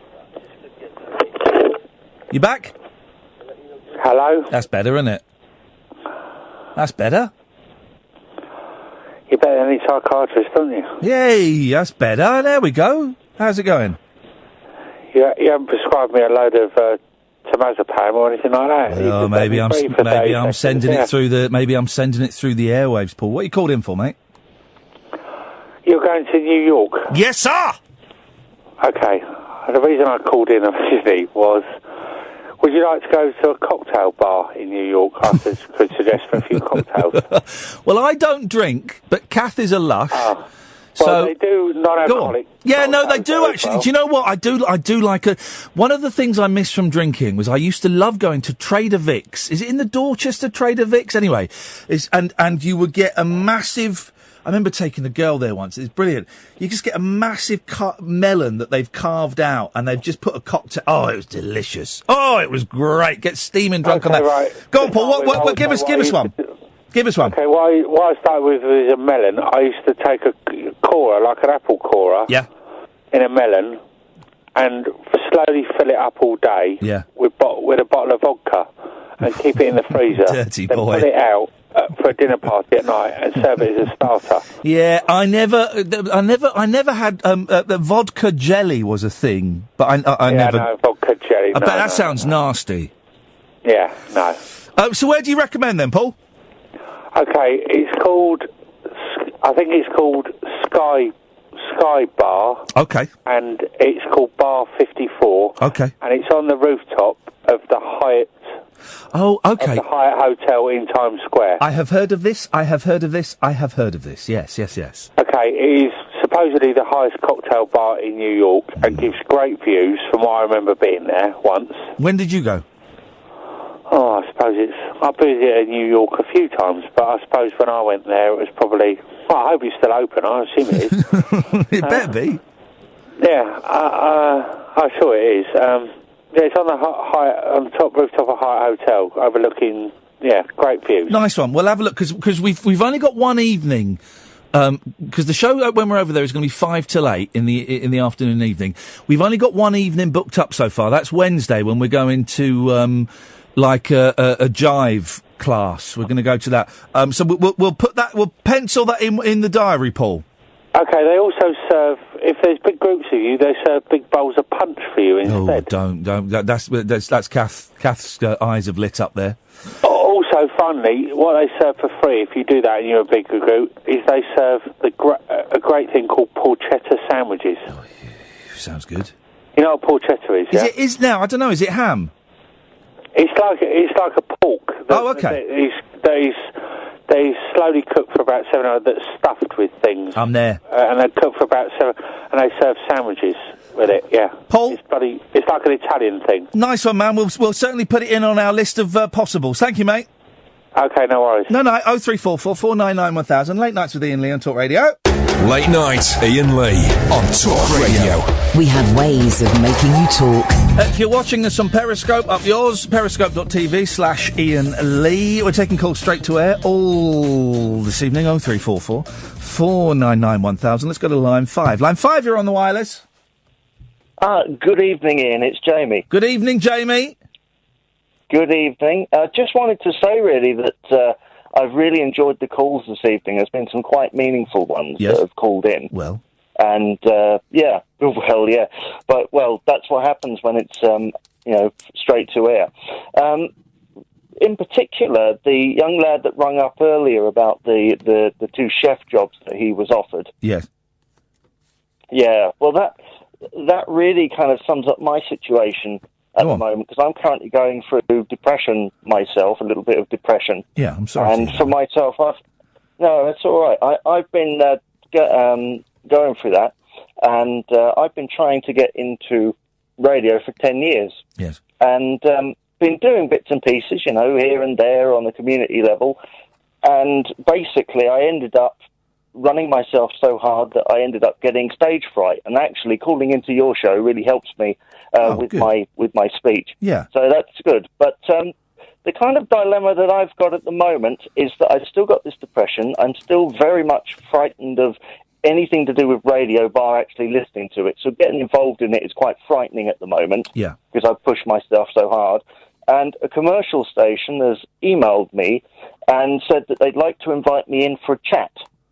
Wow. And the thing is, I'm very much into talk-based radio. I love talk-based radio. And this is a very run-of-the-mill music commercial station. Yeah. And there's kind of a thing where I go, do I bite the bullet and sort of go, okay, I've got depression, but I've been waiting for this chance and go in, or do I just say thank you but no thank you? Why would you say thank you but no thank you? What would be the benefits of that?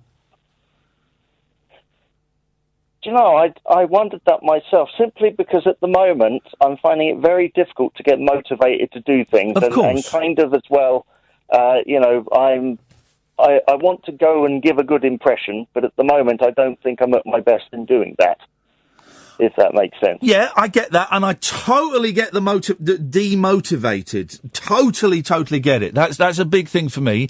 I understand that if you're feeling ill, you are worried that you won't be able to sell yourself as well as if you weren't feeling ill. Is that right?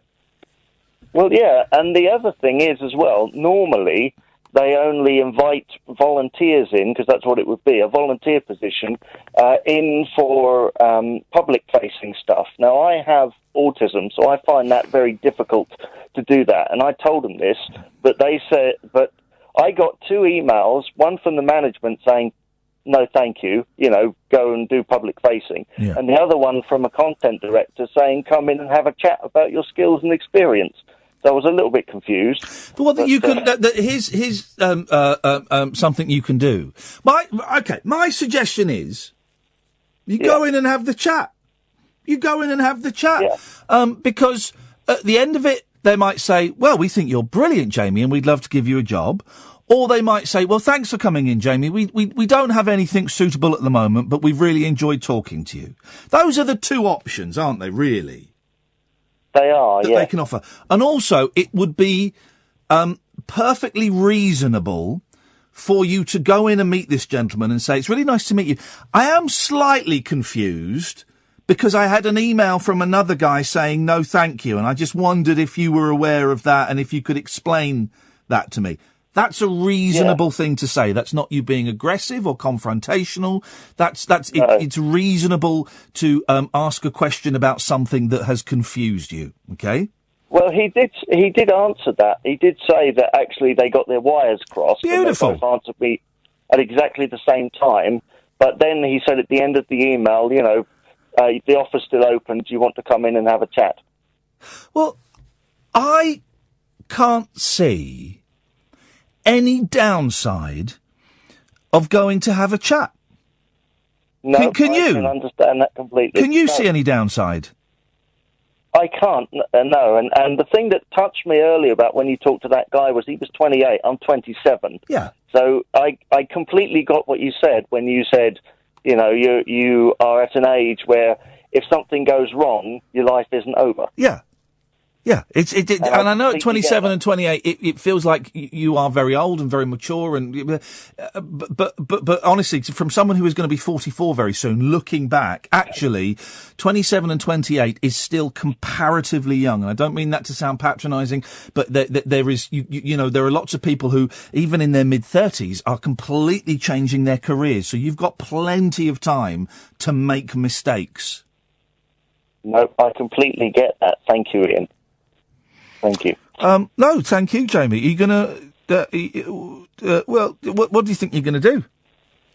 Well, I think what I'm going to do is I'm going to give them an email, because I thought, this morning, no way, definitely not. You know, because I was in that very down, depressed mood. And I thought, actually, instead of doing what I normally do and jump the gun, I will wait, you know, maybe a day, a couple of days over the weekend, because... You know, never reply to an email immediately. Never reply to an email immediately. I do that all the time, and I almost always regret it. Exactly. Well, let me give you one trick that worked for me, and may work for you, may not work for you, may work for someone else listening. I mentioned about when I came in for my job interview here. I'm not very good in job interviews, Jamie, because I get very nervous and very anxious. And when I came in for the job interview here, I tried something I'd read about. It's a very American thing. And as I walked from Waterloo Station to here, it's a walk of about 10 minutes, I pretended I was an actor, right? And I pretended I was playing the part of someone who's really good in job interviews, who's really good at telling people what I want, okay? And I got into this character walking from Waterloo up to here. I got into the character of someone who is really good at asking for what I deserve. And I have never walked into a meeting before and said, this is what I want and this is why you should hire me. And I did it for this. And I got the job. And I tried it again this week. I had to go and record a thing for Radio 4. Okay. It's quite a posh show called Great Lives. And I had to go in and talk about a comedian. And it was very proper, and it was Radio 4, and it's all very grown up. It's Matthew Parris, who's a very intellectual gentleman. And I did the same thing, Jamie. I did the same thing as I walked from I got Oxford Circus. I went and had a cup of tea and a sandwich, and as I walked from the Costa to the BBC, I got into character, and I said it out loud, and I must have looked stupid. I said, I'm one of those people who is really good at sitting and talking about things to strangers. I'm not. I get really nervous, okay? This is different because I'm in the studio on my own. It's my environment. In a studio with someone else, I clam up. But I got into character, Jamie. I pretended to be someone who's really good at going in and meeting strangers and looking strangers in the eye when I shake their hands, and I'm really good at talking about this kind of stuff. And it worked. It worked. So maybe if you do go for this interview, it might be a trick you want to play. You know, when you walk from the bus stop to the place, just pretend you're one of those people that's really good in interviews. I came out afterwards going, oh my God, I can't believe I did that. That was awful. But it doesn't matter what you do afterwards. It's what you do for that hour that you're in the room with them.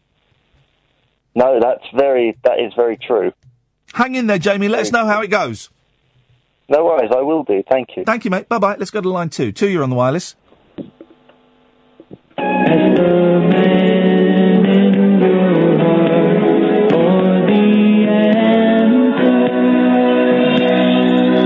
and when you're still afraid, when you've lost your way, and when you're all alone, and when you're far from home, and when you're down and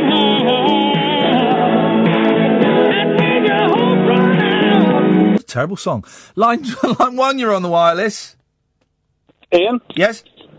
I just wanted to bring up about a podcast. Yeah, I listened to the podcast from the other night. All right. And what you said about people hating their jobs was absolutely spot on. Yeah. Absolutely sad, spot isn't on. it? And anybody who says they love... I mean, you know, you get these people who say, oh, I love my job. They need some kind of treatment, mate. It's sad, isn't it? Because, I mean, my job is different because I don't do as many hours as everyone else. But for most people, it's a third of their day. A third of their day doing something they don't like and there'll be flashes of, there'll be moments of enjoyment, moments of pride and moments of fun. But most of it is awful. Generally working with people they don't like for less money than they deserve. Exactly, yeah, and as well, you've said about you can count your friends on you could probably got 2 or 3 true friends. Yep. Again, that's 100% true. I'm a very wise man, Mark. You sound surprised. No, I've known it for many years, Ian. You're a good man. Well, listen, just one more thing as well. I heard you the other week talk. We got my son a PlayStation 4 for his birthday. Now I haven't played it for years, but I knew we'd get him a PlayStation. My chance to have a go on it, sort of thing. Now, what's all this thing about? Every time you put a game on, you've got to download some stuff. Oh, you've got to update. Call of Duty requires an update. Oh, flipping! So the PlayStation requires an update. Oh, come on! I want to play.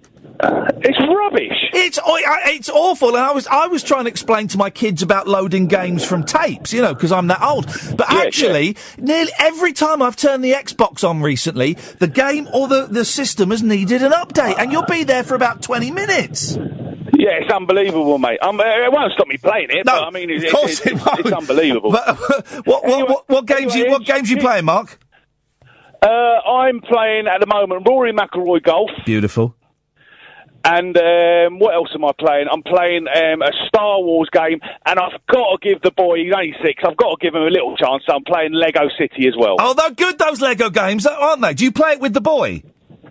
Yeah, I do, yeah. Because my kids play it together, and I feel a bit left out, and every now and then, one of them will get a bit bored, and I get to join in and do the game. They're brilliant, those Lego games. Right, one more question then. Do you let them win on the PlayStation? No, God, no. God, no. We play, we're getting Mario Kart soon for the Switch, but we've got on the Xbox, we've got Sonic racing game, which is like Mario Kart. Not a chance in hell I'm going to let them win. I'll let them catch up. I'll let them catch up a bit, but they ain't going to beat me unless they're good enough to beat me. Yeah, I'll let him get close, but then I'll just pull away and annihilate him. Annihilate him. Anyway, Ian, cheers, me dears. Take care, fella. Nice one. Thank you, Mark. We got some more calls coming. We'll do that after the news. I'm enjoying this more than I should tonight. It's true. When we're out running and racing and stuff, I'll generally let the kids win. But when we're playing video games, when we're playing what is it? This it's a rip-off of Mario Kart. Sonic. I think it's Sonic Racing. I'll let them catch up because they're rubbish. Right? I've got 35 years experience. They've got none. So I'll let them catch up. But then, as Mark said, and it's a brilliant phrase, I will annihilate them. Oh dear. Another hour, dear listener, if you're interested, of calls straight to air. I won't give out the number now. I'll give it out after the news. Late Nights with Iain Lee on Talk Radio. Late Night, Iain Lee on Talk Radio. We have ways of making you talk.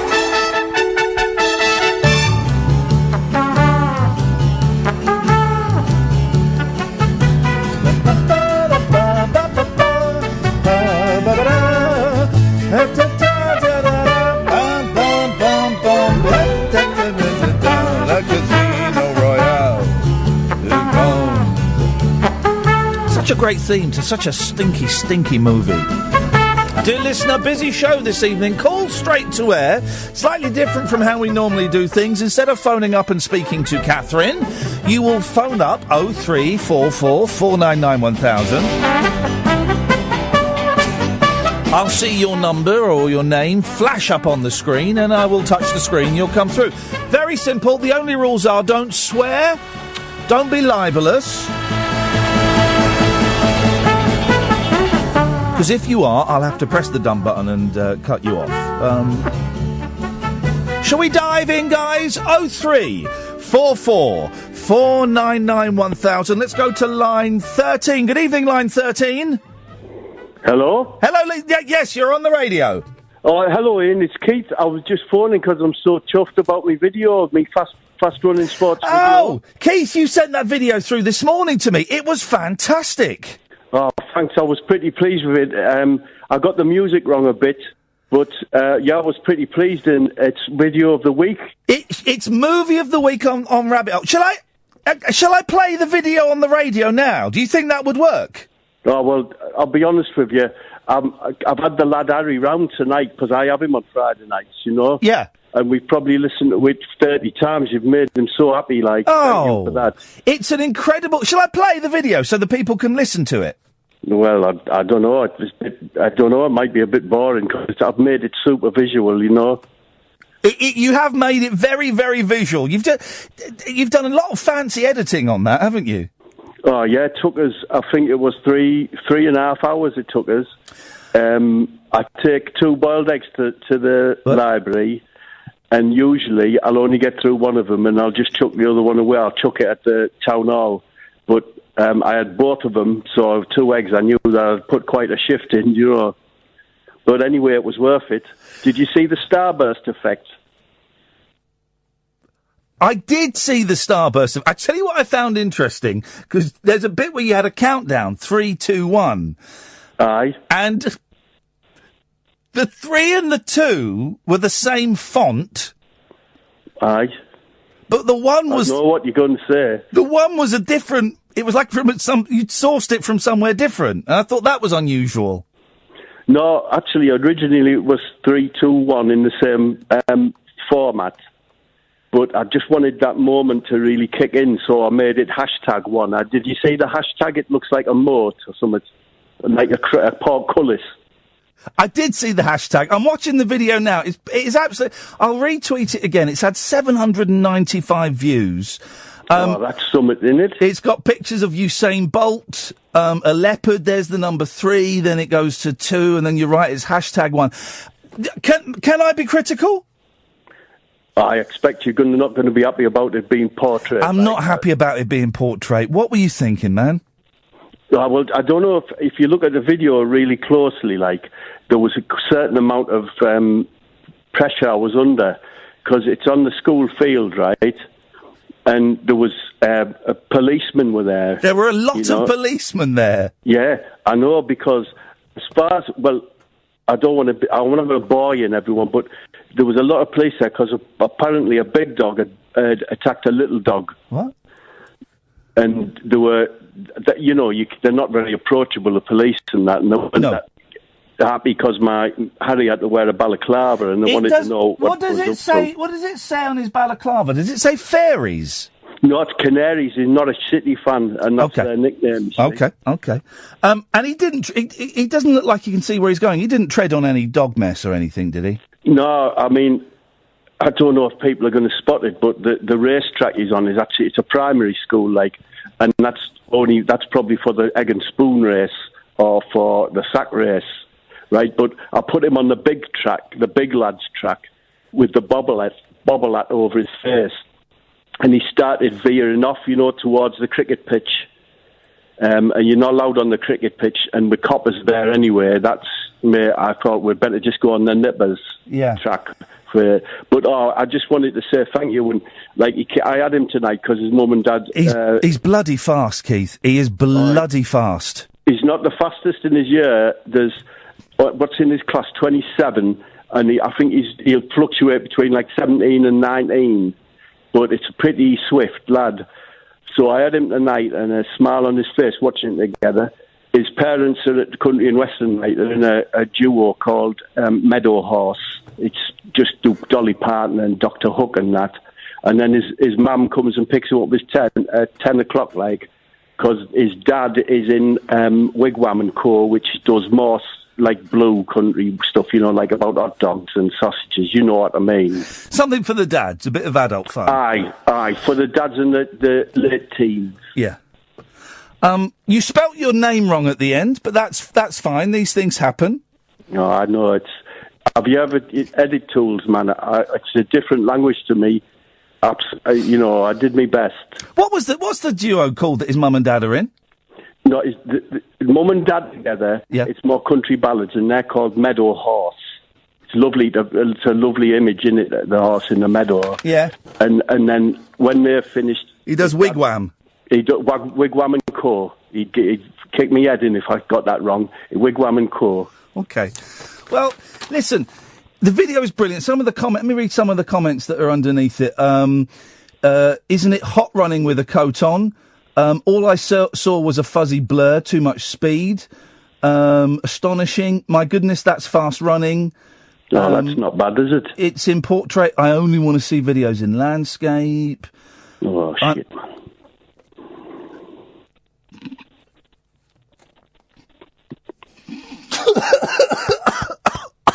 Dear.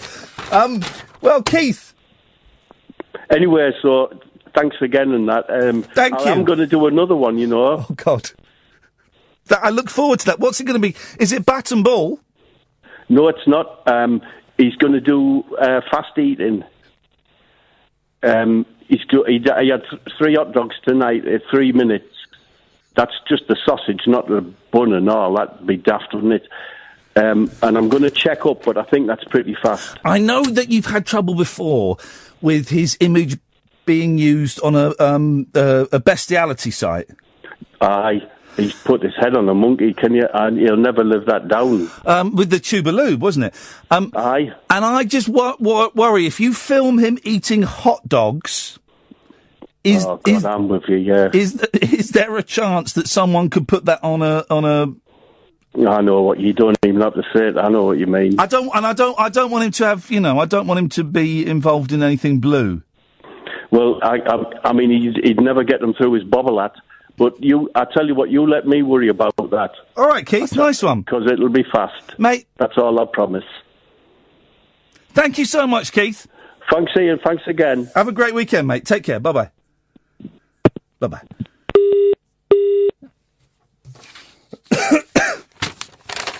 I think we should probably have a break. The wild man of late night radio is back. Iain Lee on Talk Radio. We have ways of making you talk. 03444991000. Call straight to air. Yes, line 1, you're on the wireless. Hello?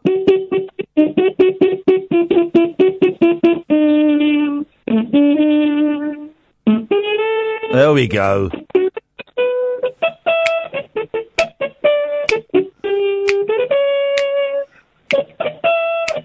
This is it.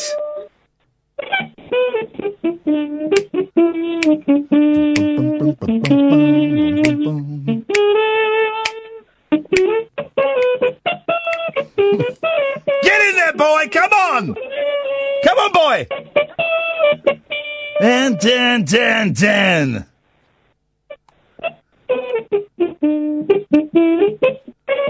Ooh.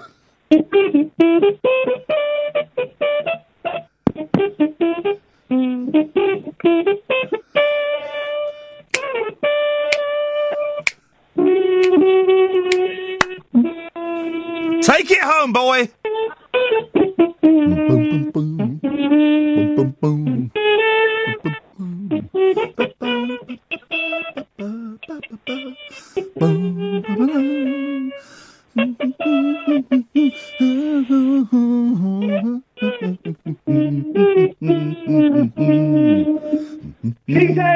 Thank you very... Oh, KJ, go!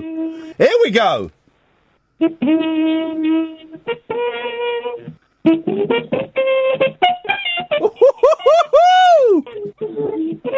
Yes! Bum, bum, bum, bum. Bum, bum, bum, bum, bum, bum. Yeah!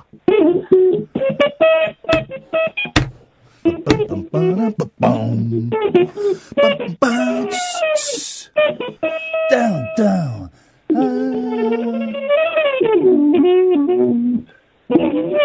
Okay. Fair play. Herb Alpert is getting on a bit, and his lips ain't what they used to be. Line 2, you're on the wireless. Yeah, I like that Keith's video. That was good, that. It's a nice video, isn't it? It's a nice video. Sorry for the bad language, by the way. Sorry, guys. I just have to say that apparently there was some bad language during Keith's call, and I apologise about that. I didn't realise that had slipped through, so I'm sorry. Well, if you felt the need to swear, then, that's fair enough, Ian. No problem. I'm not worried.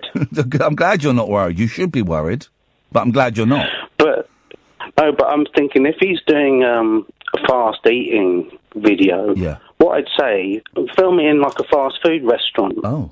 Somewhere like that. Yeah. go in there. Yeah. Because it's quite fast in there, isn't it? Well, I eat 3 hot dogs, just the sausages, not the bun, in 3 minutes. I don't want to encourage that kind of stuff because it's dangerous. We should have him up against the bloke who drinks his own wee-wee. Well, the ratings would go up, wouldn't they? Well, they could only go up or down, or possibly even stay the same. It's one of those 3. Or also like Jacob's crackers. If you're eating them, they're quite easy to force in, aren't they? Yeah, they are actually, aren't they? They are. But what I would say is, don't try it with toffee apples, for goodness sake. I love a good toffee apple. Why? But Who discovered? Your teeth. Who thought? Let's get a nice juicy red apple and cover it in a thin, crisp layer of toffee. Who thought of doing that? Because it shouldn't work, but it works. Well, we're not allowed to Google on this show, are we? Because otherwise I'd be straight on there. Don't. It's not worth it. Who is the inventor of the toffee apple? Look, you know what they call them in? You know what they call them in France? Les apple toffee. No, it's apple pomme. Yeah, la pomme d'amour. That's what they call them. The apple of love. That sounds quite romantic. No, they don't. Catherine's pulling her face saying, well, I speak French, I've never heard it. Well, I've been to Disneyland, and we had La Pomme d'Amour. She speaks 5 languages. Yeah, well, she doesn't speak the language of food. Well, I will educate her in the language of food when we go to New York City and we stuff our faces with La Pomme d'Amour. I was also going to say it was nice to hear Glenn Tilbrook this week. Oh, he's lovely, isn't he? I like Glenn. Really nice interview. I liked him. They sort of went through a period in the wilderness, quite a long period in the wilderness squeeze, and somebody made a documentary about Glenn, which was when he was touring the States in a camper van. Oh, no, is that any good, that film? Because I wanted to see that. I thought it was excellent. I went to the premiere, yeah, and it was made by an American lady, and she said, well, you might be wondering why there's subtitles. It's because in America they couldn't understand what he was saying. Yeah. Yeah, you get that in quite a few American films where they'll subtitle. They'll quite often in American documentaries, they'll subtitle black people. I've seen that a lot where they subtitle black people. But they do, you love, I've seen a few American documentaries where they've got, like a Scouser or some. Stop the clock. I can say this now. Catherine has got written down in her diary, this name, well, it might mean something to you, Dredge, I don't know. Monday evening at 10 o'clock, we've got Mr. Lou Adler coming on the show. Now, for those who don't know, Lou Adler was a mover and a shaker in the 1960s. He set up, I can't remember the name of his record label, it will come to me. He set up a record label and he discovered and produced the Mamas and the Papas. That's the first one. That's the first cab off the rank. He discovered and produced the Mamas and the Papas, as well as many, many others. He's coming on the show Monday evening at 10 o'clock, Mr. Lou Adler, ladies and gentlemen. Ooh, I wonder where he discovered them. Yeah, well, was he walking down the road, he suddenly stumbled on these... he tripped over some hippies who were tripping themselves, and he's coming on. Also next Friday, next week, we've got Harold Bronson, who set up Rhino Records, which is he's written a brilliant book about the British invasion, but he set up Rhino Records. Go on. And he was a teacher in Grange Hill. Delete my phone number. And also, hopefully, fingers crossed, we've got magician Pete Heat coming in. Mr. Pete Heat will be coming in and we'll stream that live so you can watch him do brilliant magic. So, all in all, Dredge, it's a busy old week of shows. Oh, well, thanks for putting all that on for me. I'm going to cut you off now. Bye. 0344 499 1000. Line 7, you're on the wireless.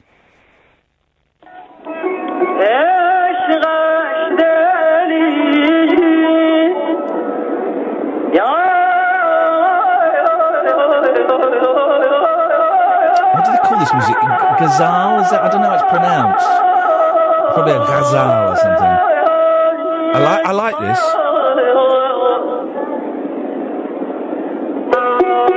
Here we go.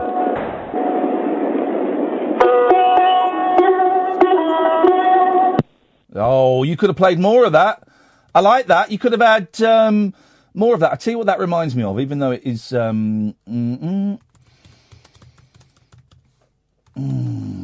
I can find it.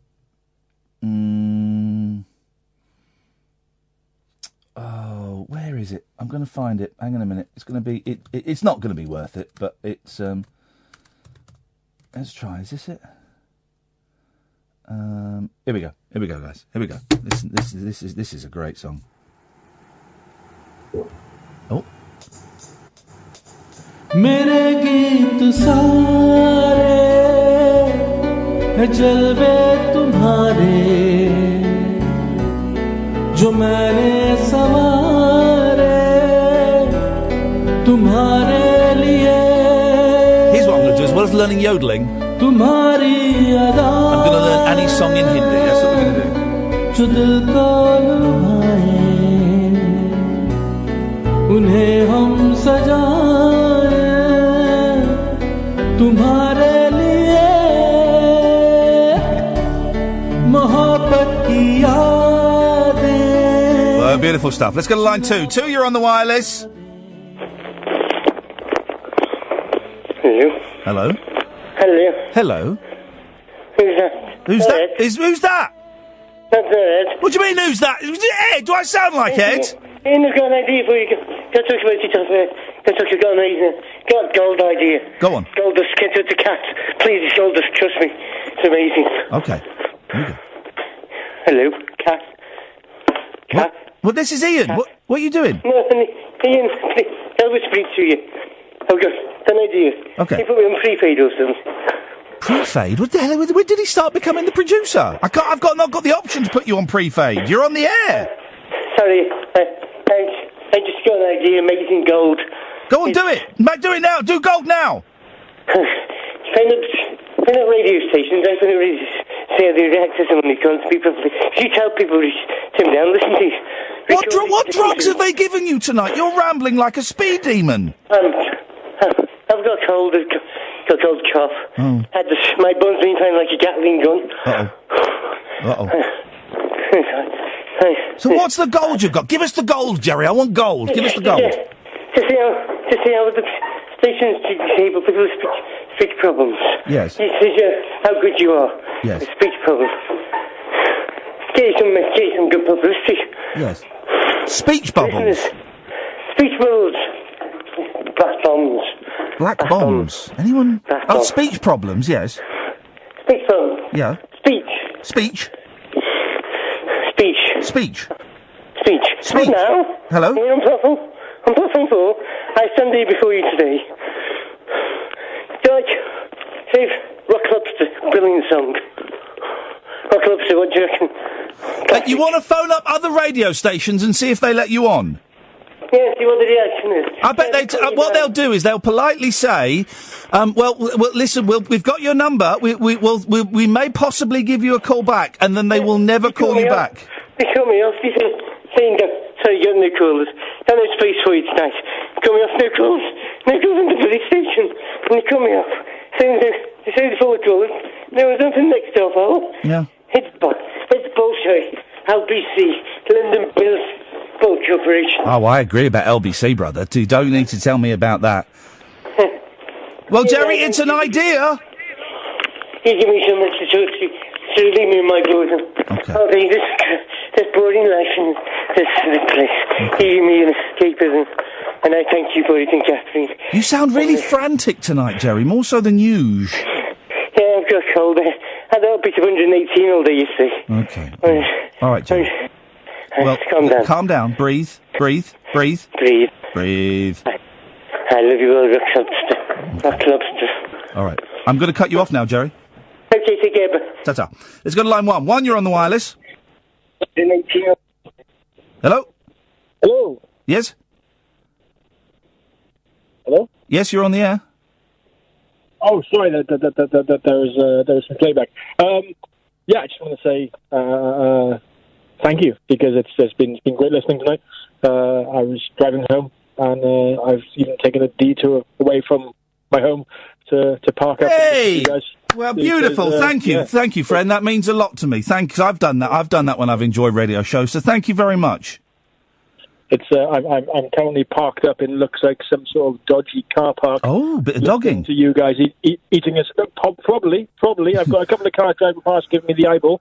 I have listen, here's the thing, right? Does dogging actually happen? Because I have, for various reasons, parked up in dodgy car parks all across the country. I have never seen any sexual shenanigans taking place ever. I think it's a big myth. I'm not too sure. I live by a car park where there's some sort of sexual promiscuity, so that's the correct word. Go on, yeah. But it's not involving cars. It's usually in guys in bushes. Yeah, and I know. There's I used to live near Hampstead Heath. There was a part of Hampstead Heath that after dusk, or even in the daytime sometimes, you just don't go to because it's a load of blokes going around there, and that's fine, that's great. But I've never seen, like men and women. I've never seen it. I don't think it happens. And trust me, Matt, Colin, I keep my eyes open for this kind of stuff. I might even go for a search now. No, don't! You might. You'll end up in a terrible state. The very worst, you'll get a stain. Well, listen, I'm glad you're enjoying the show. Thank you. Thank you. Ta-ta. Have a safe journey home. Let's go to line 3. 3, you're on the wireless. Hip, hip, hip. Hip, hip, hip. What kind of cake? Lemon drizzle. Lovely. Looking forward to Hannah here. Looking forward to seeing you in Birmingham. June the 4th. The last time I'm performing Iain Lee versus Radio in the United Kingdom is on June the 4th at the Glee Club. Yeah, looking forward to that. Good. Nice to hear that you got your mojo back. Mojo has returned, safely delivered by courier this evening. You told me how to yodel. I think you should have a few more lessons. Line 4, you're on the wireless. Typewriter, tip, tip, tip, tip, tip, tip, tip, tip, karta hai. Zindagi ki har kahani likhta hai. Excellent. Let's go to line 5, you're on the wireless. Busy calls tonight. Line 5. Hello, can I speak to Mr. Lee, please? Yes, you're speaking to him. Hi, Ian, it's Don. I'm not going to be able to call it. I'm not going to be able to call in tonight. I'm really poorly. All right, well, hang on, let me get... it was Dom, was it? Yeah. So you can't call in tonight. Will you be able to call in next week at all? I'm dripping out of every hole, mate. Oh, dear God. I'll put you down as a possible for Tuesday. Right, I better go. My helmet's wonky. Oh, my goodness gracious me. He's obviously a cyclist. 0344 499 1000. Late nights with Iain Lee on Talk Radio. Unmissable late night radio with the original king of unconventional conversation. Make contact with Iain Lee. Late night Iain Lee on Talk Radio. We'll get you talking. I did have a proper full-on version of Annie's song in Hindi. This isn't it. No, that's not it. That's not it. Where is it? I used to have it. Bear with me, callers. It really is. It really is worth it. I see. I like John Denver. I've got a very soft spot for John Denver. It was a song. I had it on cassette. And I've lost that cassette a long time ago. Nope. I'll play you a brilliant... I tell you what, I'll play you a brilliant... I wonder if I can find it. Hang on a minute. Let's take a call. Line 3, you're on the wireless. Graffiti artist. The irony will be that the writing will be on the wall for one of you. Okay, couldn't hear any of that, but thank you. Line 5, you're on the wireless. Hi, Ian, it's Nelson from the Norfolk. Hey, Nelson, how you doing, man? Every single time. Every single time. I wonder if this is this. There's a really good John Denver song that no one knows. I wonder if this is it. Hang on a second. Is this it?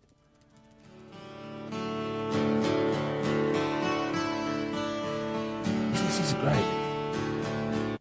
Oh. I am the son of the grass. grassland. We're going to play that. We're going to end on a John Denver song. It's a cracking song. It's a bit heavy-handed in its message, but I like John Denver. And here's the thing: whenever you're offered tickets to go and see a concert, whatever that concert may be, go. Because I remember being at college. And a sort of friend said, "Oh, me and my parents are going to go and see John Denver. Do you want to go and see him with us at the Royal Albert Hall?" I went, nah. But he died shortly after. That was stupid. I'd love to have gone and seen John Denver at the Royal Albert Hall. Won't be happening any time soon. I'm off next Friday. Why is that? I'm taking my boys to see the Beach Boys at the Royal Albert Hall. I decided ages ago, right? And I tell you what it was. It's hardly one of the greatest concerts in the world. But when I was at another radio station about 12 years ago, we had the Bare Naked Ladies came in. This was when Stephen Page was still with them. By the way, Stephen Page doing a UK tour. He'll be on the show soon to talk about that. It was like they came in on like a Wednesday and they were playing on the Friday or something. Or they came in on the Thursday. And Stephen Page and Tyler said, "Are you going to come to the show tomorrow? We'll put your name on the door." I went, "I can't. I've got to do the show." Stupid.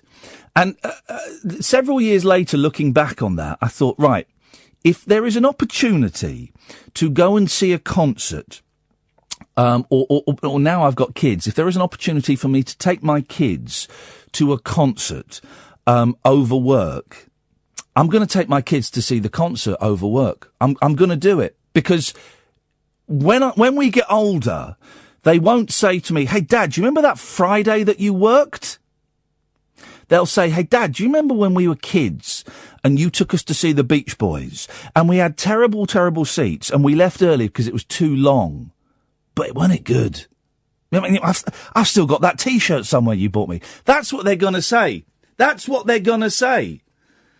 So this is what I'm doing now, and particularly with the groups I like the Beach Boys and like the Monkees, because let's be honest, I mean, Mike Love, I think, is 74, 75. The Monkees are in their 70s. Let's be honest. Every time the Beach Boys come around and I go and see them, I walk away thinking, well, that's like my last Beach Boys concert. I do. I mean, and when the Beach Boys reformed and it was all of them, and I remember driving there with such mixed feelings, thinking, this is 2012. I'm never going to see the Beach Boys in this incarnation ever again. And so every time I come away from a Beach Boys concert and the Zombies are playing and the Monk, I always come away thinking, well, that's the last time I'm ever going to see them. And I'm always surprised when 2 years later, boom, they come back round. And this time, next Friday, I am taking my 7-year-old and my 5-year-old. I'm picking them up from school. I'm driving them straight into London. We will get my eldest changed out of his judo kit and we will get them in some nice clothes. Because we always like to dress up a bit smart for the concerts. We wear our we like suit jackets and stuff and look a bit smart.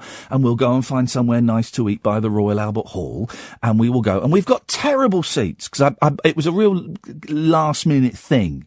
Terrible seats. And I tried to blag backstage passes and I couldn't. And the Beach Boys do a solid 2.5 hours. So 2.5 hours for those kids in terrible seats. We're not going to last the whole concert. And that doesn't matter. When they both say, "Can we go?" I'm going to make them stick around for another 15 minutes and then we'll go. And then that memory will be locked in. And that's more important than me coming in and talking to you guys. I'm afraid, sorry, and I know you'll understand that, but it is. That's more important. That's the stuff that makes life worth living. And I enjoy this job, and this is a great job, and all of that. But I'm thinking 30 years hence. Good dadding, you're right. Well, I'm thinking 30 years hence. What am I going to remember? Am I going to remember the show I did here on Friday, May the 19th, 2017? Or am I going to remember taking my boys to the Royal Albert Hall to see one of my favourite groups of all time? I think you know the answer, guys. I think you know the answer. We've got 24 minutes, thereabouts, and we're going to end on this John Denver song, which is, I love it. You may hate it, and it's very, very heavy-handed in his, in the message. And the message it's a message song, and he really hammers it home. But do you know what? I'm quite happy for him to hammer it home. It's over dramatic, over theatrical, and it's wonderful. But we've got another 20 minutes or so of your calls straight to air. And for the first time in the entire evening, the calls have stopped. which is great, because it's been such a busy show, and I think we all need a little breather. If you want to call in straight to air, you're more than welcome to. 0344 499 1000. 0344 499 1000. It's been a very frantic show with Frank Ifield, with the gentleman who drinks his own wee and is a part-time breatharian. Read about those guys. The breatharians are nuts. And we've had lots of calls. We've had Keith, of course, calling in. And it's been kind of a frantic show, so maybe we just need to slow down a little bit, perhaps. Perhaps that's the way. So, with that in mind, we'll take the break a little bit early. We'll come back. The phone lines will be open. If you want to call in, that's groovy. If you don't, we'll enjoy the silence. And then we'll end with a very heavy-handed, but I think stunning John Denver song. How's about that for the next 20 minutes? Deal? Great. See you on the other side of this. Late Night Iain Lee. Unfiltered night talk with the original king of unconventional conversation on Talk Radio. We have ways of making you talk. All right, the dying embers of the show will end with, I think it's a nice song. You might think it's silly. Call straight to air, as it has been all night, 0344 499 1000. Let's go to line 1. 1, you're on the wireless. Hello, Ian. It is Robo Alex again. What is up, boss? Hey, Robo Alex, how you doing, man? Or robot? I have had a couple of drops of WD-40 and I am loose as a goose. Oh, you're a tipsy robot. You don't get too many of those to the pound. No. I am playing with my fidget spinner. Oh, for goodness sakes. That means something completely different to robots. Yes, it does. Yeah, okay. What you got planned for the weekend?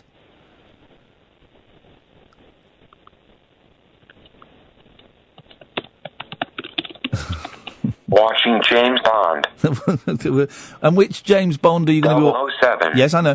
Which one will you be watching? Moore, Connery, Lazenby, or what's his name? Daniel Craig.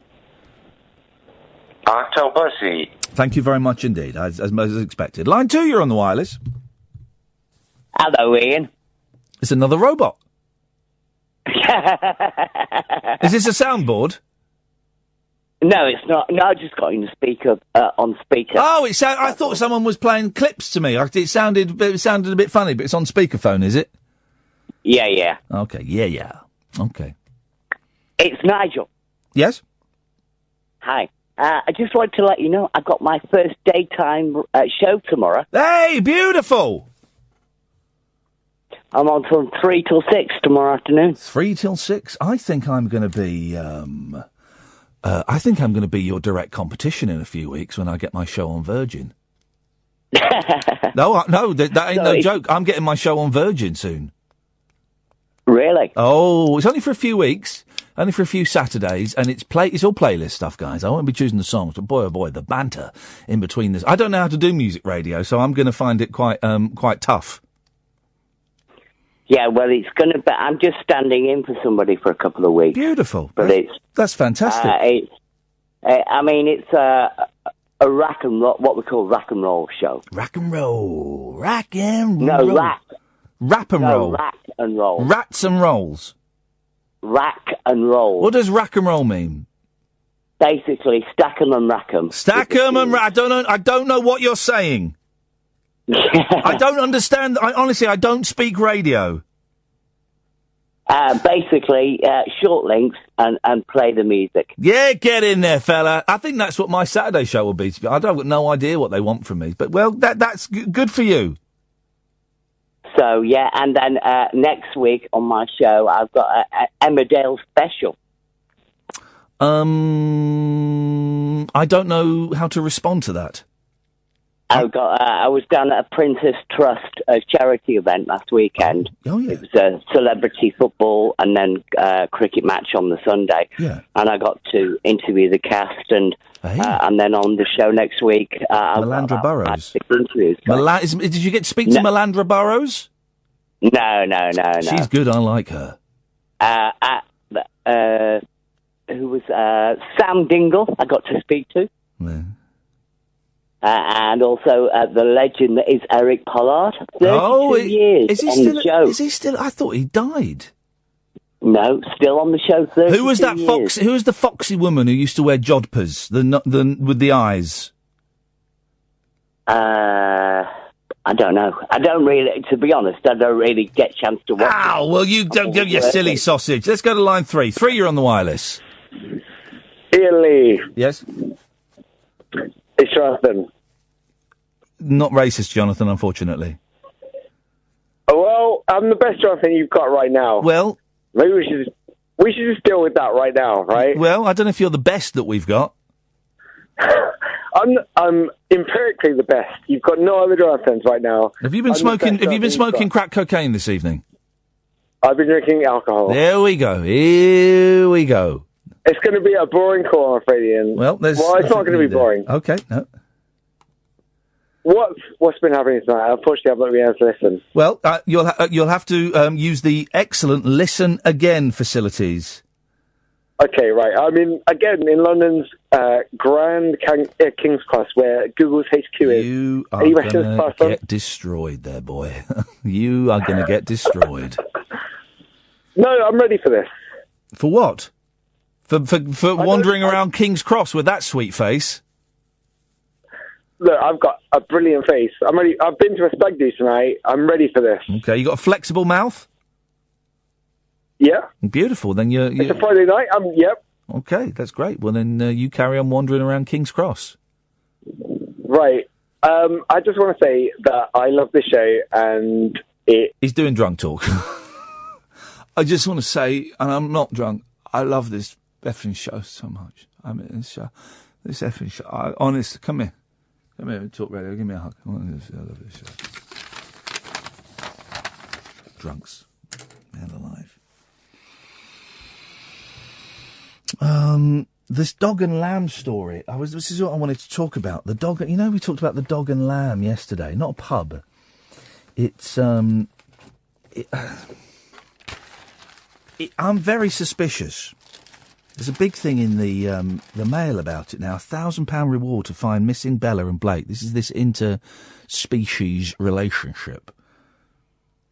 They're dead, man. I don't want. They are dead. They've been missing for days. A dog and a lamb. The dog's eating it, and they're dead. I hate to say this. There's something very suspicious going on. Line 2, you're on the wireless. Evening. Evening. You were saying about taking your lads to see the Beach Boys. Yeah. It made me think of when I think I was a little bit older than your eldest lad. Yeah. But my old man took me out of school for the day to go and see Bruce Springsteen in London. Beautiful. Fantastic. And it's such a strong memory for me. Yeah. You know, I haven't, there's no photos, there's no sort of anything from that day, but the memory is so strong. I have been toying, and I couldn't. There was a band playing that I wanted to take the boys, and I couldn't take them because it was on a Wednesday night. And then someone said, "You know, that's half term that week." So I investigated taking them, but my wife is taking the boys away half term while I'm working.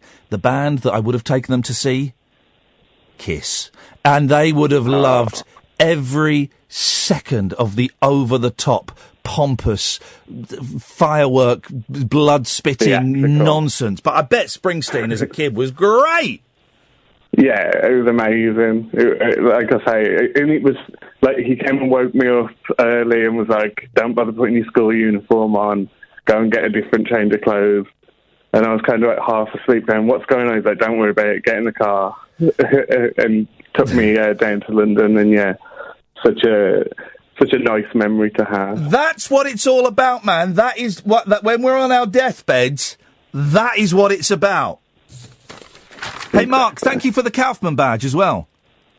Oh, you're very welcome, man. I saw it and thought of you. I love it. It's on my jacket. It came straight off that bit of card, and it's on my jacket and being worn with pride. And the Kaufman special I recorded yesterday, I have been told, although the BBC, the 30th of May. The 30th of May.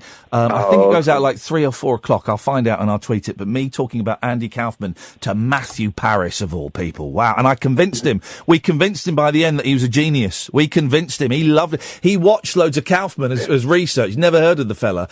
And at the end, really? At the end of it, after we finished, I said, Matthew, so what did you think? Were you convinced? He went, I thought he was marvellous. And the clip that he watched, that he liked, go and watch it. It's when Kaufman goes on to David Letterman, and he looks all dishevelled, and he's got snot coming out of his nose, and he begs the audience for money.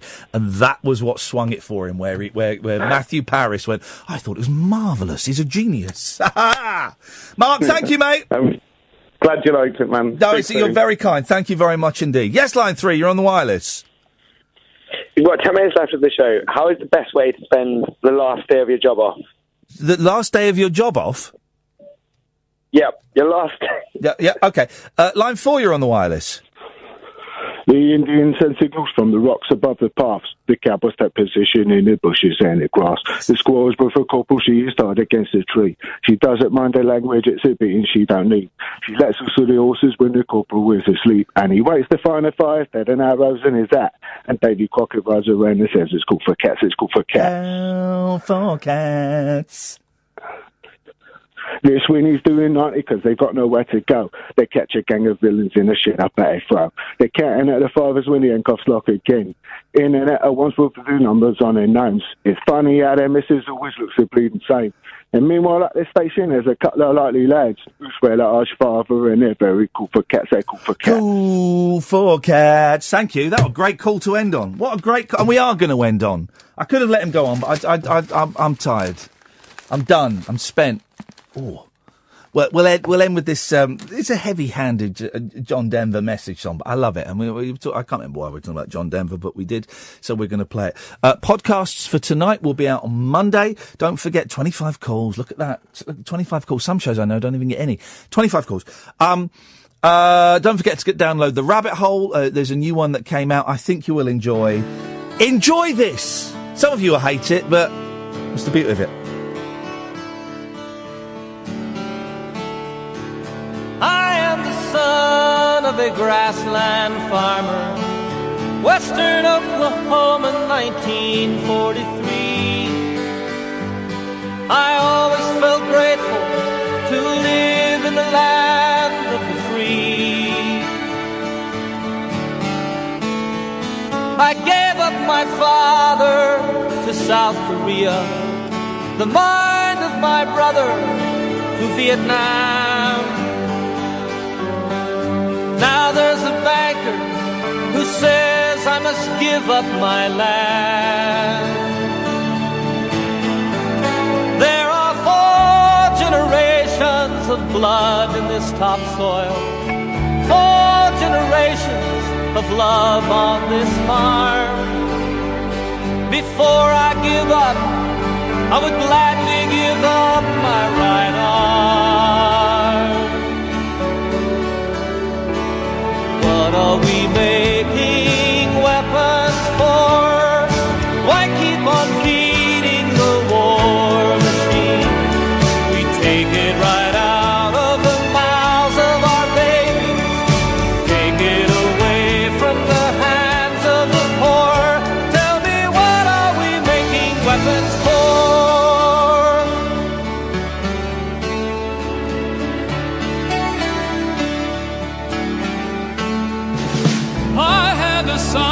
And my son was a soldier. He was so like my father, he was so much like me. To be a good comrade was the best that he dreamed he could be.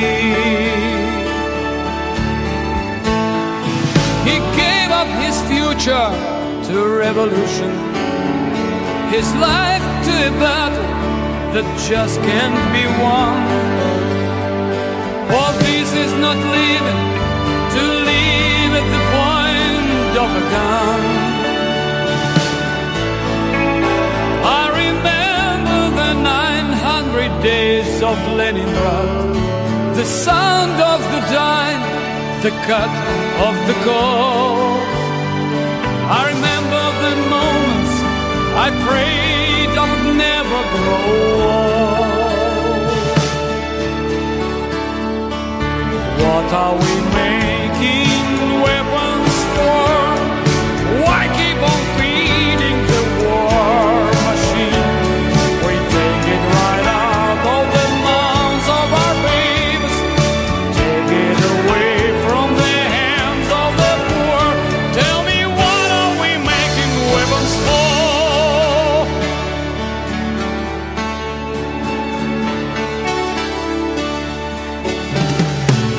For the first time in my life, I feel like a prisoner, a slave to the ways of the powers that be.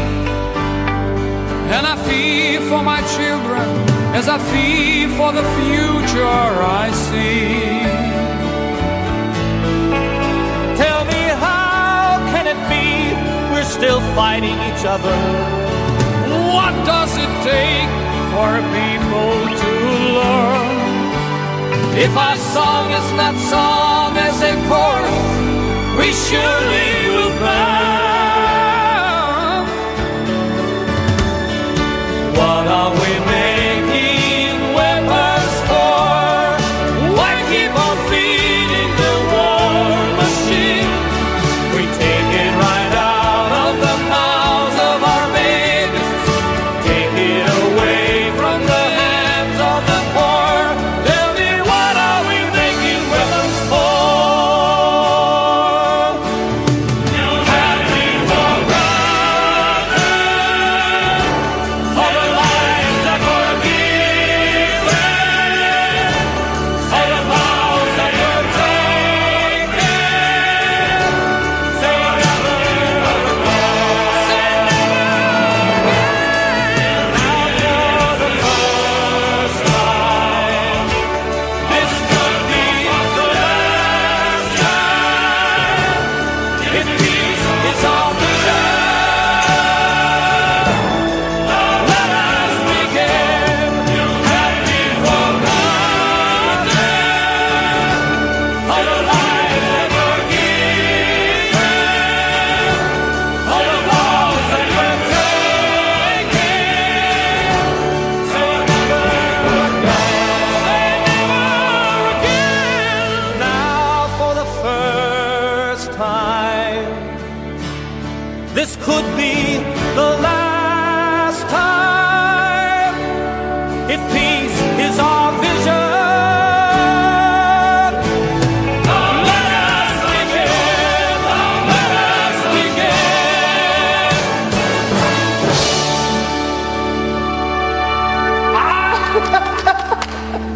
Класс! Оказывается, мы можем фонограмму попадать.